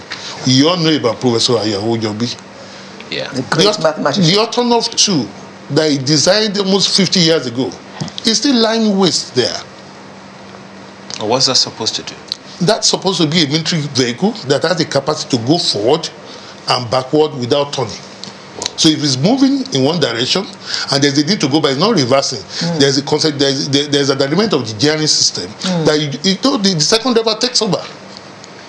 And it's meant to be used in deployment in serious war environment. Let's just hope that the two drivers are never in disagreement. Well. So basically, that equipment, apart from the kind of, and the design is also taking into consideration the fact that if you are in motion and you have to change suddenly, the chairs where the soldiers are sitting is rotary. So instead of being thrown off the car, your momentum is compensated for by the design of the chair. And there are so many others that can be improved on it. But it's been there. He had the opportunities to move it abroad. He said it must be developed there. Up to now, it's not developed. But that's just one part of the lack of appreciation of what engineers are. But there are engineers in the federal and state ministries who know about these things, who are very well aware of these things. There are engineers in politics, for instance, and over the years they have been there as well. So and with all respect, I'm sure you understand Yes. the argument that I'm trying to put forward here. So these things that it's not that they are not known. So how come we're struggling with, activating them? Well, I'm trying to keep away from politics. I understand. But I mean, just to say that the members of the Nigerian Society of Engineers are in government, are everywhere. So I'm just wondering how come, because there are those who have also said, look, maybe if we had more professionals, you want to speak to that, madam? Maybe if there are more professionals in the systems who know how these things run, maybe they will take it without... Let me speak to what I call the critical mass. You see, let me explain it. A sprinkle of professionals, when I'm talking about professionals, core professionals, who went straight from being professionals into politics, is not enough to make a lot of changes. Because you don't have the critical mass to make those changes. You've seen, I don't want to go into politics, I don't want to talk specifically about one or two people. But you in every place where you see an engineer in government, you will see logic, you will see planning, you will see sequential development. You don't just do a road, you look at the total multiplier effect of doing that road. I'm thinking of any governor I know who has been, who's an engineer and did not do well as far as projects are concerned, but I can't think of any right now. So, madam, yes, we're going to add something. Yes, for any project to move at national level, there has to be policy support. If the policy does not support your idea, it's dead on arrival. So at best, it just stays on the shelf. So that's without talking politics. We can use the word policy. If the national policy decides to give breath, to give space to a particular idea, then the relevant professionals will come, engineers and other related professionals will be able to drive it. We're running out of time. Just one quick question. Do Nigerian engineers, and I'm taking you as representative of all of them now, do you feel sometimes frustrated by government's penchant for giving engineering contracts to foreign companies, whereas our universities are churning out engineers as they are? We're not happy with that. And at the council meeting we had the last time, we were told that we should all go into politics now. Yes, because they are the decision makers. The House of Rep, the Senate. So most of us now are coming out now. We want to be there. Incidentally, yes. Mr. Engineer Faloebi doesn't want to talk politics. So you want to give us the full details again, venue, date and time of this event? The event is holding on the 5th of May at the Radisson Blue Hotel on Isaac John Street in Ikeja, at the GRA in Ikeja, and it's starting at 10 a.m. And I would like to seize this opportunity to invite all members of the University of Lagos Alumni Association, registered and unregistered, to come out and be part of that program. The entire Alumni Association, not just engineers. Engineering, Faculty of Engineering Alumni Association. Faculty of Engineering. To come out and be part of that program, to key into what we are doing. If we have the numbers, the individual involvement will be minimal. But if we don't have the right numbers, it will be quite a struggle. Okay. The National Chairman of the UNILAG Faculty of Engineering Alumni Association, Ms. Engineer Dideolu Falobi. Took time to get it, so. Oh, yes. And then we also had on the program this morning Engineer Mrs. Oluremi Ayeni, who's Assistant Secretary of the Association, as well as the Treasurer, Mr. Engineer Ayo Ogunoiki. Thank you. Thank you all very much for coming this morning. Thank you. Sunrise will return in just a moment. Do stay with us. Well, thank you for staying with us. This morning, our next conversation is around the Association of Nigeria Physicians in America, ANPA. They're here to talk about their ongoing 6th annual ANPA week, which is taking place in Edo State. Quite a packed one here. Professor Christopher Okosheri is ANPA president. He joins us this morning. Thanks for joining us. Okay. We also have Dr. Chinyere Anyogu Eziri, who is ANPA President-elect, as well as Her Excellency Mrs. Betsy Obaseki, First Lady, Edo State, and Dr. Clifford Eke, who is ANPA Treasurer and Co-Chairman ANPA's Missions Committee. Quite a packed one we have this morning. Thank you all for joining us. Well, perhaps we want to begin. Actually, Dr. AK is probably going to join later because I think he's in surgery. So the other three people are the First Lady, Professor Konseri, and who is the President, and then Dr. Chinyere Anyogu Eziri, who is the President-elect. Okay. So those are the three now on the Zoom right now. Okay. Well, perhaps you want to start us off by at least letting us know exactly what we are dealing with here. What is ANPA's mission? I know it's a medical mission you're talking about, but a number of people will be wondering what ANPA is about. ANPA stands for the Association of Nigerian Physicians in the Americas, and I will let our president, Professor Konseri, give you a general overview. Okay. So let him do that. President Konseri, you want to come in? Well, the baton is handed to you, President Okuseri.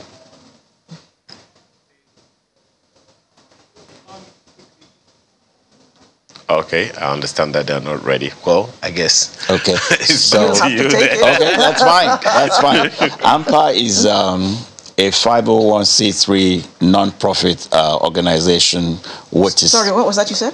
A 501c3 registered. That's a charitable non-profit organization. Okay. 501c3 in the U.S. context is what you call non-governmental, non-charitable, organization. Okay. So our job is actually to look after the interests of physicians in America who are of Nigerian origin, and we represent about 5,000 doctors out there.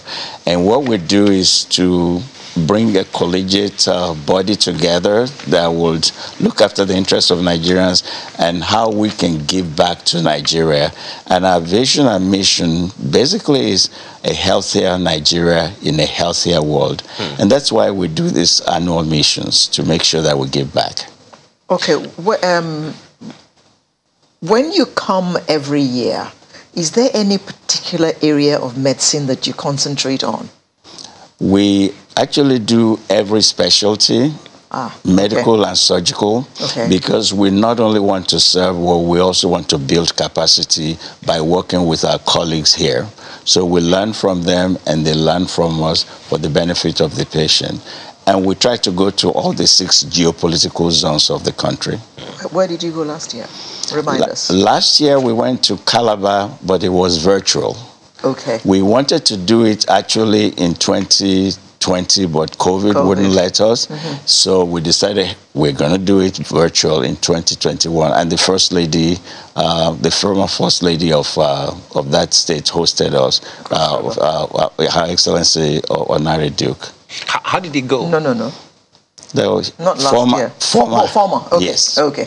How did that go? It went very well, even though it was virtual, but some of the surgeons were working with the local surgeons virtually through telemedicine, and some of the physicians were working virtually with the physicians here virtually.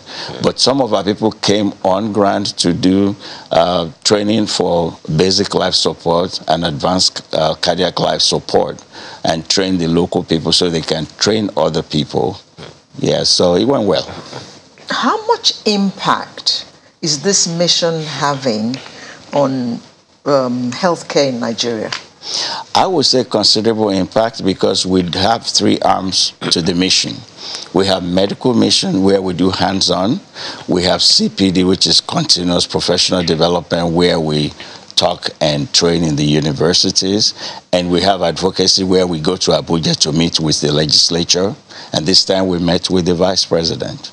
So we want to deal with policy. We want to also to give back in terms of clinical, and we all want to also help in terms of education. How easy is this mission for you considering that Nigerian doctors are leaving, and one of the main reasons they give for leaving is lack of the wherewithal to perform optimally?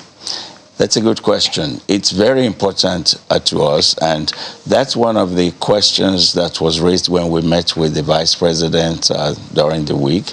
And that's why we need to interact more with our local colleagues here, so we can share knowledge, we can share equipment, we can share expertise, and so that will make them feel more comfortable doing what they can do here, instead of wanting to emigrate from the country. Well, thank you. Well, let me ask Professor Okonsheri. Well, we've had this overview from Doctor in the studio with us now, but in terms of this year's experience, what are the expectations? What are the things that people should expect from this ANPA week?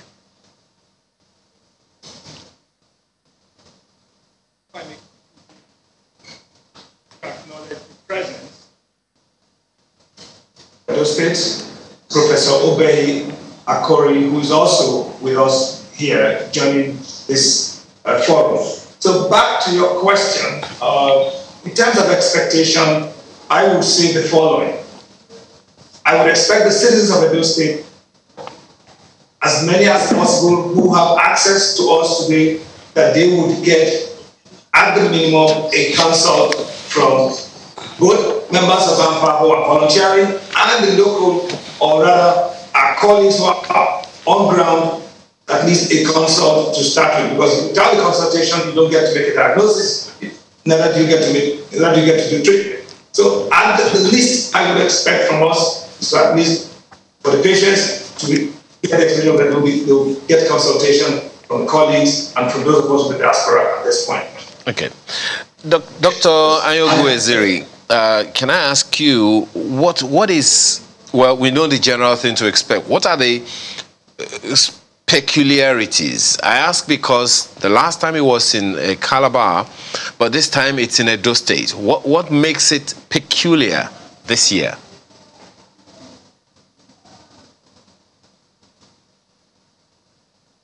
Well, Doctor, that's for Dr. Chinyere Ayogu Eziri.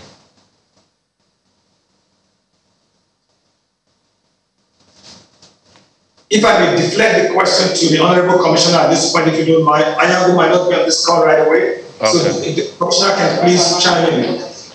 Okay, we'll come back to you later in the studio, but let me come back to you here, sir. So generally, the ANPA has always sought to exchange information. Essentially, that's what you have talked about here now. What are some of the things that have been learned over the years with ANPA every year? In terms of what we learn, or in terms of what the people we're interacting with learn, or the people we're delivering? What you have been able to come up with, and how it's useful over the years, for which reason it's been sustained. We have found out that there's tremendous need for this kind of thing, actually, on an ongoing, continuous basis, for continuity of care. And that is why this year we actually partnered strongly with the Edo State government at the highest level. And our sincere thanks to His Excellency the Governor and the First Lady for making it happen, because over the years as we came, we saw that we will come, we will do these surgeries, we will do these consults, we will leave. And our colleagues have to take care of the rest of it, because we're not here and we can't be here. But now we are partnering with them to establish a one-year project of telemedicine, where what we have left, they will still be taking care of it while we continue the dialogue virtually, so that if it's done, we can do it together. If it's consultation cognitively, we can do it together. And even when we are gone, we are still working. That's what we have come up with, and that's one good lesson that we have learned. When did the mission arrive in Nigeria? Mission arrived, it started on the 22nd of April, and we will wrap up on the 4th of May. But it's usually a week, so we're wrapping up actually officially. Yes, we're wrapping up officially this weekend. But because the surgery is so much, the need is so much to dovetail back to your question, we decided that we will do the cleanup while our colleagues take over as we wrap up towards next week. She's back. Okay. Well, let's go to her, President. So, what makes it peculiar this year? In terms of peculiarity, the first thing is... No, I'm asking Dr. Chinyere Anyogo-Eziri, the President-elect. My apologies.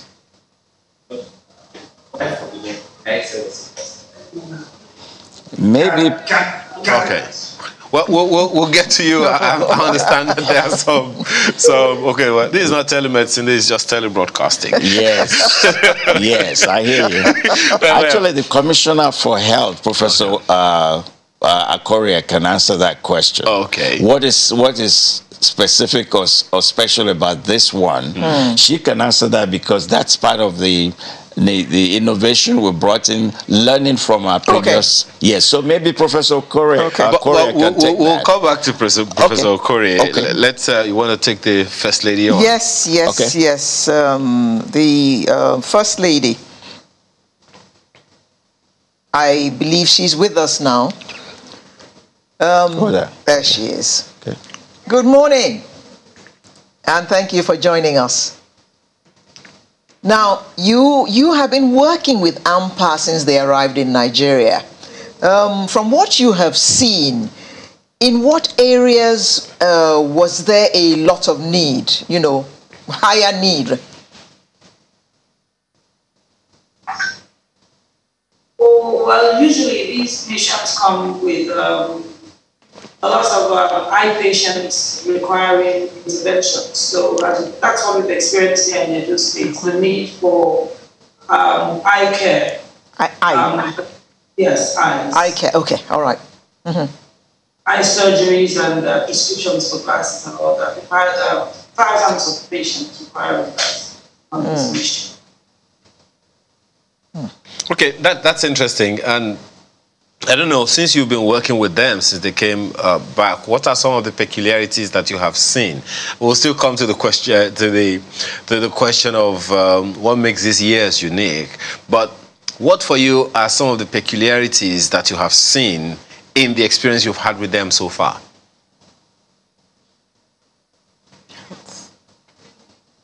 That's for you, ma'am, First Lady. Go ahead. I can't hear you. I think they... Good morning, everyone. Okay. Go ahead. We can hear you. Yeah. I believe that's the Commissioner for Health. Yes. Okay, go ahead. Peculiarities from my perspective, I'd like to start from the preparation phase, where I have seen someone in the position of our First Lady so engrossed in the preparation phase.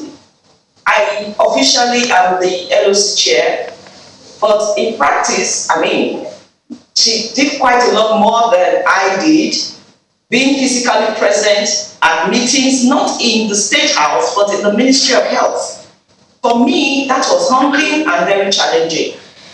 And we had this bonding with the diaspora team, because apart from the scores of meetings that we had virtually and physically, we had several meetings with the diaspora team, and it was just like one big family preparing for one big event that all of us were determined to see would work and work excellently. I've been involved in medical missions for 2 decades now. I've never seen any like this one. And then when it came to implementation, there were many unique points about this Edo State Government ANPA Medical Mission of 2022. For starters, this is the first time ANPA, and I believe any other big organization of this type, will be partnering with the state government to deliver this kind of free medical mission in this scope. Secondly, this is also the first time ANPA or any other body I know will be providing this service using government-owned primary healthcare centers, and several of them at the same time. We had a 3-week pre-screening period to screen patients in preparation for surgery, and of course, you know, other patients came, eye patients, medical patients. We started with 3 PHCs at Sapler Road, Ubo, and Oedo. That's Oedo is Sapler Road. We started with 3 PHCs, and then we had to scale to Edo North, 2 additional PHCs in Edo North, Edo Central, and then we had to extend in Benin City to Bekun and Lucky Way. On the whole, we used 6 PHCs in the state. Something else that was very, very touching, very humbling, and in fact phenomenal in my view, was the disappearance of the hitherto artificial boundaries between healthcare practitioners in medicine, in nursing, in laboratory science, optometry, ophthalmology, surgery. The boundaries just disappeared. I saw it was like a mass action. It was as though there was a galvanizing force, an impetus I couldn't understand, propelling everyone in the same direction. And it didn't matter whether you were from the primary level of care as an expert, or the secondary level of care, or the tertiary. We all just blended together. The CMD of UBTH, CMD of ISTH, neuropsychiatric hospital, working together, planning together, delivering the service together. It was simply phenomenal. You want me to go on? No. I know that if we let you go, if we let you be, we will have you're a professor, so we will be expecting a lecture as a result of that. But you know, just as we have been told, there are 3 major components to this. Let me go back to, I understand that Dr. AK has also since joined us. Good. Okay, I understand that he's gone off. So let me go back to President-elect. You know, earlier we were asking all kinds of questions about the peculiarities and the whole philosophy surrounding this whole intervention. We understand that there are 3 major components to the ANPA medical mission.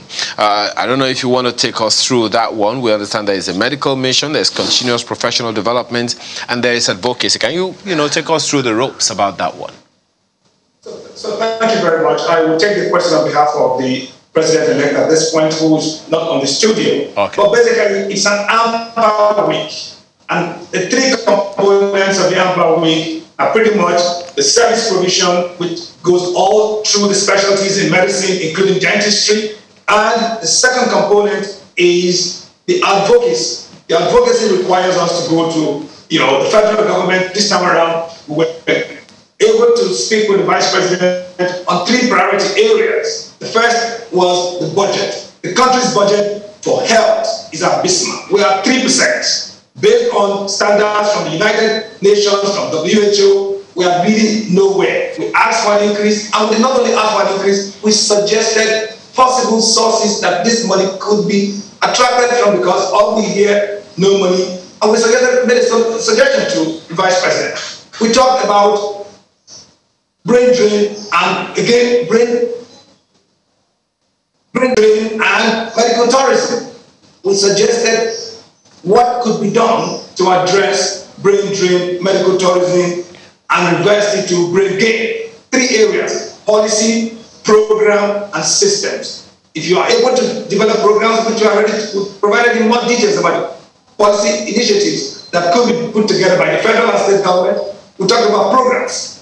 Think about it. Let's give you a very simple example about the program. If you allow consultants or attendants from the United States to join the colleagues out here, the rest assured there's going to be opportunities for cross-disciplinary approach to managing patients. There's going to be improvement in care. They're not going to leave their jobs in America, but they can come in during their holidays to take up cases that they could interact with their colleagues here and address.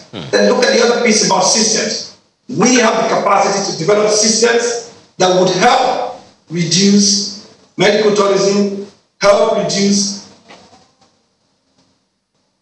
brain drain, and reverse it as brain gain. Think about it. A year ago, we had virtual medical mission. In virtual medical mission, we were able to provide care with the help of our colleagues. That is almost brain gain. We are providing care through virtual means, and patients are benefiting from this process. Okay. Well, thank you very much for that, Doc. But let me ask, just before I come back to the studio, let me ask Her Excellency. You know, it's one thing to come up with all of these initiatives for people. It's another thing altogether for how the people will receive it. Well, we understand from what the Commissioner has said that you've been involved, what's the word now, hands-on on this project. That's most gratifying. But what are some of the, should I say, eye-opening revelations you have had in the process of being a part of this project? Well, I got to learn a bit more about medicine in the course of meeting with medical doctors and all of that.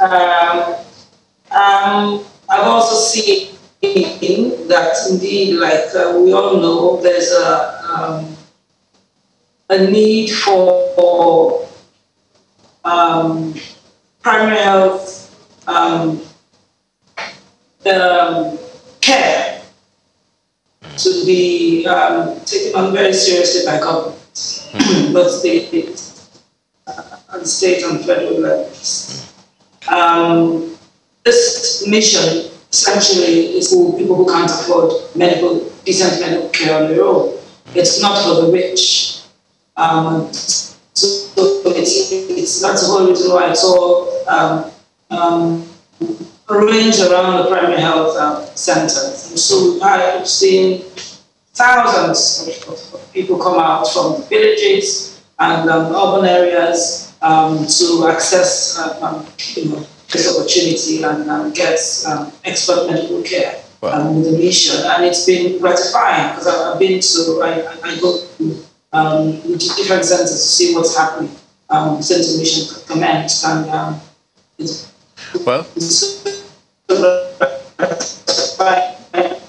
seeing people kneeling down and holding my leg to thank me for the comfort and care. Okay, well. And the component of telemedicine is another thing that I'd like to talk about. Yeah. I believe it's the first time it's happening with ANPA, and they told us so, like Dr. Cruz explained earlier. Even after the mission ends, the plan is ANPA has gracious enough to adopt 2 primary health centers in Edo State to use as pilot for the telemedicine scheme. It's been tested. I had a discussion with the provost of the School of Nursing, who incidentally happens to be American trained.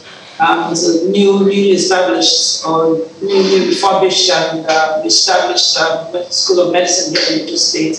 And she was a telemedicine champion with this mission. I was related with the doctor on the other side in America. They've done 20 patients so far using the telemedicine component. And she was telling me how very impressed she was with it and how smooth and successful it's been. And so that's the platform they're going to use moving forward as the mission ends. So continue to consult with patients here. I mean, over there in America, doctors will keep on consultations with simple, ordinary patients who go to primary health centers. This isn't happening at the UPTH and the specialist hospital level. It's happening at the very bottom of medical care here in the state, and that's the biggest benefit to me, the biggest innovation that's happening now with this mission. I believe it's something that's we're hoping would continue, hoping that after successfully deploying this at 2 primary health centers, the mission will keep adopting more, and government will also do more to get more primary health centers key into this telemedicine platform. And that will provide medical experts expensive medical care free from the US to Edo citizens, which means Edo citizens at the masses level would have access to specialist care from America. That, to me, is the most phenomenal element and development with this mission. Excellency, how much awareness went into this before the mission actually arrived? Because you mentioned earlier that a lot of people have turned up to be treated by ANPA. Yeah, so we spent a period of about a whole month to begin to sensitize Edo people across the state. We have a formidable media team that works on that. The LOC had different subcommittees, and one was the media committee that handled that, and we came out with jingles in various ethnic languages across the state, and in Pidgin English and English, proper English. And it was out on television, radio, social media. We also had town criers in the local government areas go around with megaphones and, informing people of the upcoming mission. We had a plan to first get people who would require surgical intervention to come out and register. And so we could prepare them, the team could prepare them for surgery, because they don't just appear in the hospital today and expect to be operated upon immediately. Doctors have to do that, carry out other vital tests and all that to be sure that we will be able to, safe and prepared for the surgery. So we had all of that done. The government arranged for free testings and blood testings and radiology tests and all of that, free to all patients across the state. And so we spent the last 1 month prior to the mission having patients across the state carry out tests and all of that, and now prepared them for, we wanted all of that done before the mission. The doctors arrived in America, so because they had said to us, as soon as they land here, they want to start work. Okay. So they had to line up all the patients, prepare them for surgery before the doctors arrived, and indeed, as soon as they came in, and we had a opening ceremony, they went straight into the DHS and began to operate. But some of them had started operating prior to the opening ceremony in the morning. Okay. And then when the mission started, the other patients who weren't just medical care began to appear and are being treated. And we've had them. The first day I went around and counted 1,700 patients altogether in the first day from 3 locations alone. So we've had, it's widely advertised, and people are generally aware of this mission. Well, so much to unpack in all that we have heard so far, but quick one with you, Dr. Shimbali. Yes. Telemedicine. Yes. It's definitely innovative. I'll be honest, I've been hearing it for 20, 30 years or thereabout. Institutionalizing it now, what are the challenges you see? And in 30 seconds, what are the challenges you see, and how do we get around it? Internet bandwidth. That's a major problem. You could see what we just went through now. The audio was in and out.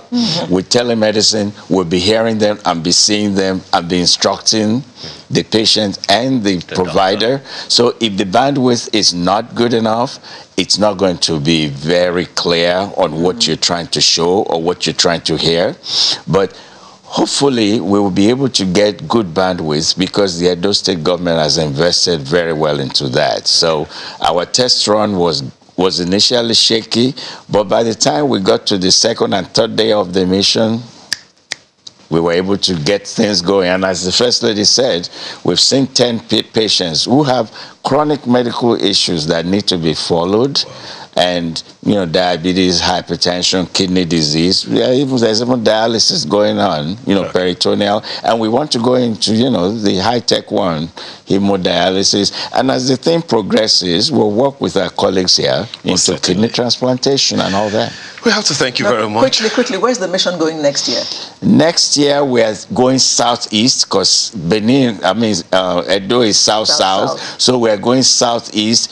and it's still to be determined, but it's southeast. Okay. All right, now that that cat is out, we have to thank you. We have to thank you very much, Dr. Abraham Oshimbale, Chairman, ANPA's Advocacy Committee. Thank you so much for Thank you very much. And as well good as to the see you panel, again. yes, in Edo State, Her Excellency, Mrs. Betsy Baseki, First Lady in the state. Thank you so much for your time, as well as Professor Christopher Okusheri, President of ANPA. We have also had with us this morning Professor Obehi Akoria, who is Commissioner for Health in Edo State. Thank you, ladies and gentlemen, for being there. Thank you. Thank you. Thank you. All right. The sunrise continues in a moment. I don't know what my producer has in mind because we have quite some time. We'll be back. Thank you very much. Happy birthday to you. Thank you very Yes, much. ma'am. Thank you for having me. Please be seated. Thank you. Sako, Senior Advocate of Comedy. Keep on, ma. Okay, so that's why you came. Yes. You came to say I'm happy the artist birthday. of the week. You are the artist of the week. No wonder it was kept a secret. Actually, it's he came to. You are the. Happy birthday, ma. I just thought to just join you to celebrate you, ma. Sako, Thank you the very idea much. is she's the guest on this segment, so Yes. you are the one asking her questions. Asking questions. I am the guest. Yes. Because it's her Okay, it's 70th all right. birthday, Yes. so we need to. So please go ahead. Yeah, no, ma. Don't tell the whole Please, I won't tell anyone. Yes, yes, ma. By the way, you don't look your age. You've been amazing. How do you know my age? You don't know my age. Okay, I don't know your age. I'm a actually. young lady. She's Yes. 17. Yes, you've been an Spelled amazing 70. mother of amazing proteges, children, biological, and you've influenced a lot of us. And thank you so much for having great conversation to let us know that it's easy to balance parenthood and balance work. How's it been? How's the journey been? My head is about to burst. No, please, we'll use rope to tie it. My head is about to burst. We'll use rope to tie it. How's it been? I know at the time you're in the UK, back to Nigeria, writing stories, and then you've been amazing. Thank you so much for having me. I'm still, now I can get to interview you because this is what you do all the time. I'm supposed to be interviewing you. Oh, you really? No, it's the reverse. It's the reverse. So I'm reverse. We are the two people interviewing you now. And you are the only guest. Yes, you are the artist woman. of the week. You are the Oh artist my of the God, week. this is a coup. Yes, it is. It's a good coup. So And please. it's a successful coup. Yes. Good. Dimka's coup I am didn't not going succeed. to answer questions because I'm normally the one who asks Please. questions Okay, ma, on ask this me, seat. Okay, ma, ask me a question and then I'll ask you one question, ma. So.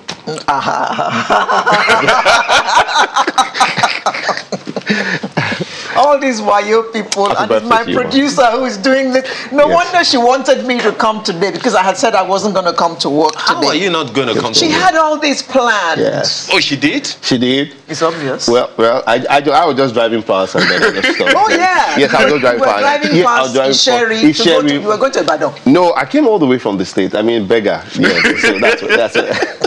Even to where? First, I'm glad that you're surprised because I also had this kind of surprise a few years ago when my wife showed up in my, I got into the house and it was surprised. I saw friends and family and then I hugged people that I respect and I hugged them and my wife asked me a question to confirm if I was surprised. I said yes. Said because she has not paid for the surprise. I paid for my own surprise and since then I've been telling her if you are planning any surprise, please carry me along, put it on the miscellaneous. Because I was shouting to her, I don't have a script. Yes, I don't have a name. I was there. So I was part of the surprise to come join you're to the celebrate. But you have not asked her. No, she has not responded. No. Ask her the question. I'm the one telling you to Which ask. question? Just ask her any question. She's your No, guest. I just asked her. I said, "Has it been balancing family and balancing work?" Simple. Because that's the realm that I am right now. It hasn't been easy. I'll be honest with you because I was actually a single parent, bringing up two boys on my own. Yes, I saw that. It wasn't easy because one had to always think about, okay, how are my boys going to turn out? Are they going to turn out to be amubos so that they will say, it's because there was no father figure. So I was father and mother, and I am glad to say I was pretty strict, and I'm glad how they turned out. Praise God. Because when they abuse me now, I say, mommy, your backhand used to just fly in our faces, and I would say, don't you like how you have turned out? Yes. You turned out that way because my backhand was flying all over the place. Is that why you like tennis? Because there's backhand tennis. I think in it's fact, easy. my backhand shot is my coup de grace. Okay. So now the boys know why. You're my mother's colleague because she also does that backhand. And she doesn't do it during the day. She does it in the middle of the night when nobody can beg her. Let's just say many mothers like that backhand. Yes, backhand. The backhand stroke. It comes quickly. Yes. It comes, it leads to convulsion sometimes. You won't even believe that she did it. Yeah. She does it even in church. She does it. So much in comfort. I didn't do anything. But, it's okay. And parents, when our children turn out okay, we really have to thank God. Yes. Because like they say in Yoruba, "Konshe mi mo she anybody." Benny. I mean, you bring up 2-3 children the same way. One is a professor, the other one is an amugbo, the other one is an amrobber. How to do balance. So what happened? That's one thing. And they were all brought up the same way. Okay, well, So now that you have just, talked about child upbringing, how about professional upbringing? Ooh. Well, and I'm not bringing them up professionally. Your own upbringing professionally. My own journey. Yes. Well, I sat behind a microphone for the first time when I was 15 years old. Wow. I was in Holy Child College, and during the long vac, because we used to go on vacation in June and go back in September. Ooh. And I just thought, my God, what am I going to spend all these months doing at home? I'm going to be so bored. And sitting at home with parents wasn't exactly one's idea of fun. Go look for something. So I walked into Radio House, and I said I wanted to present a program. First of all, it was, what program do you want to present? I said, actually, anything. You request program, anything. Holiday. And, from a joke, the producer actually thought about it. Holiday request. Yeah, that's an idea. And put me on it. Oh, my God. That's how my journey in broadcasting started. You Even were not though I studied French. Were you interviewed? Well, I did a voice test. Beautiful. Yes, Wow. They thought my voice was okay. But mind you, I'm also the first one to always tell people I went and auditioned to be an announcer, and I failed. Did you audition to be a comedian? I did at the time. I did. I won my first, I think, 500 naira or 1,000 naira. Yeah, I think. I even said to the guy, the bouncer that allowed me. I didn't told her. Yes, I remember at the channel station. It was crazy. Yeah, I did. I failed my audition for being an announcer, and I remember Stella Bassi saying to me, "Oh, your diction is perfect, but you sound like a baby. And we don't want babies on our station." And what age was that? I was 22. And you sounded like a baby? Yes. And she said, "We don't want babies on our station now, do we?"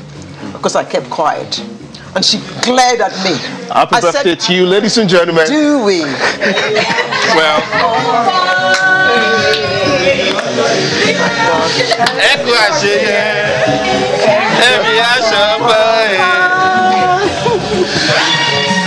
Oh my God, what's going on? Happy birthday. Where is she? What's my producer?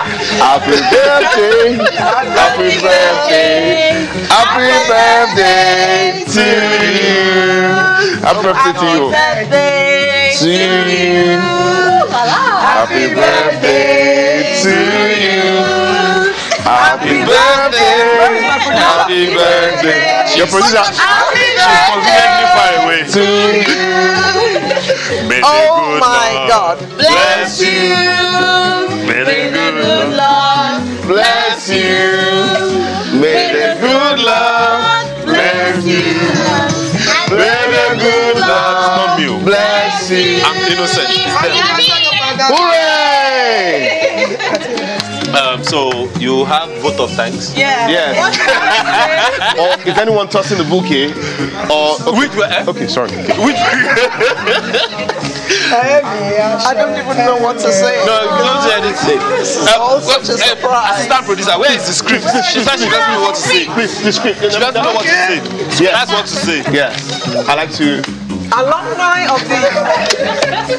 That's not your script. That's your vote of thanks. Now, this is why she insisted that I should come to work. Everybody dance. You have to stand and dance. You obey song. No, that's a. Wow. Yeah, you are not dancing. Man, she's dancing her heart actually. I think it was intended to. Happy birthday to you. Happy birthday to you. You see, we used to spare money, but now it's virtual money. And transfer. Transfer money. Transfer money. I shall give you my bank account. Yeah. Which one of them? Which one of them? Is it the one in Europe or the one in... I mean, I am completely bowled over. Oh, I mean, really? This has you mean you can be surprised?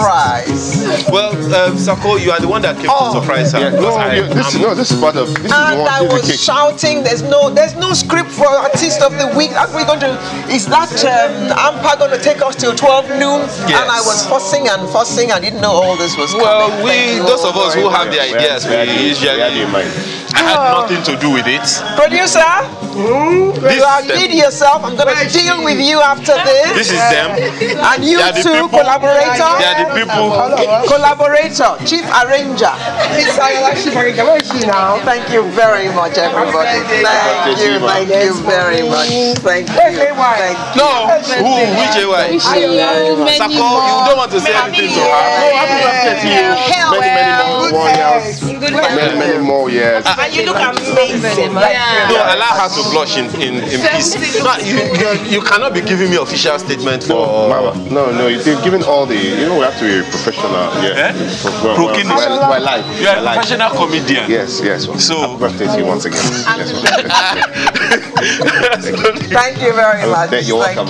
He actually stole time out because he's going for an event from here. Yeah, he's supposed to already be there now. I just wanted to say thank you. I do appreciate it. You're welcome. Thank you very much. And with that, this has been such a surprise. Yes, that was the intention. That was the plan. Thank you, everybody. Thank you very much. And that has been Sunrise this morning.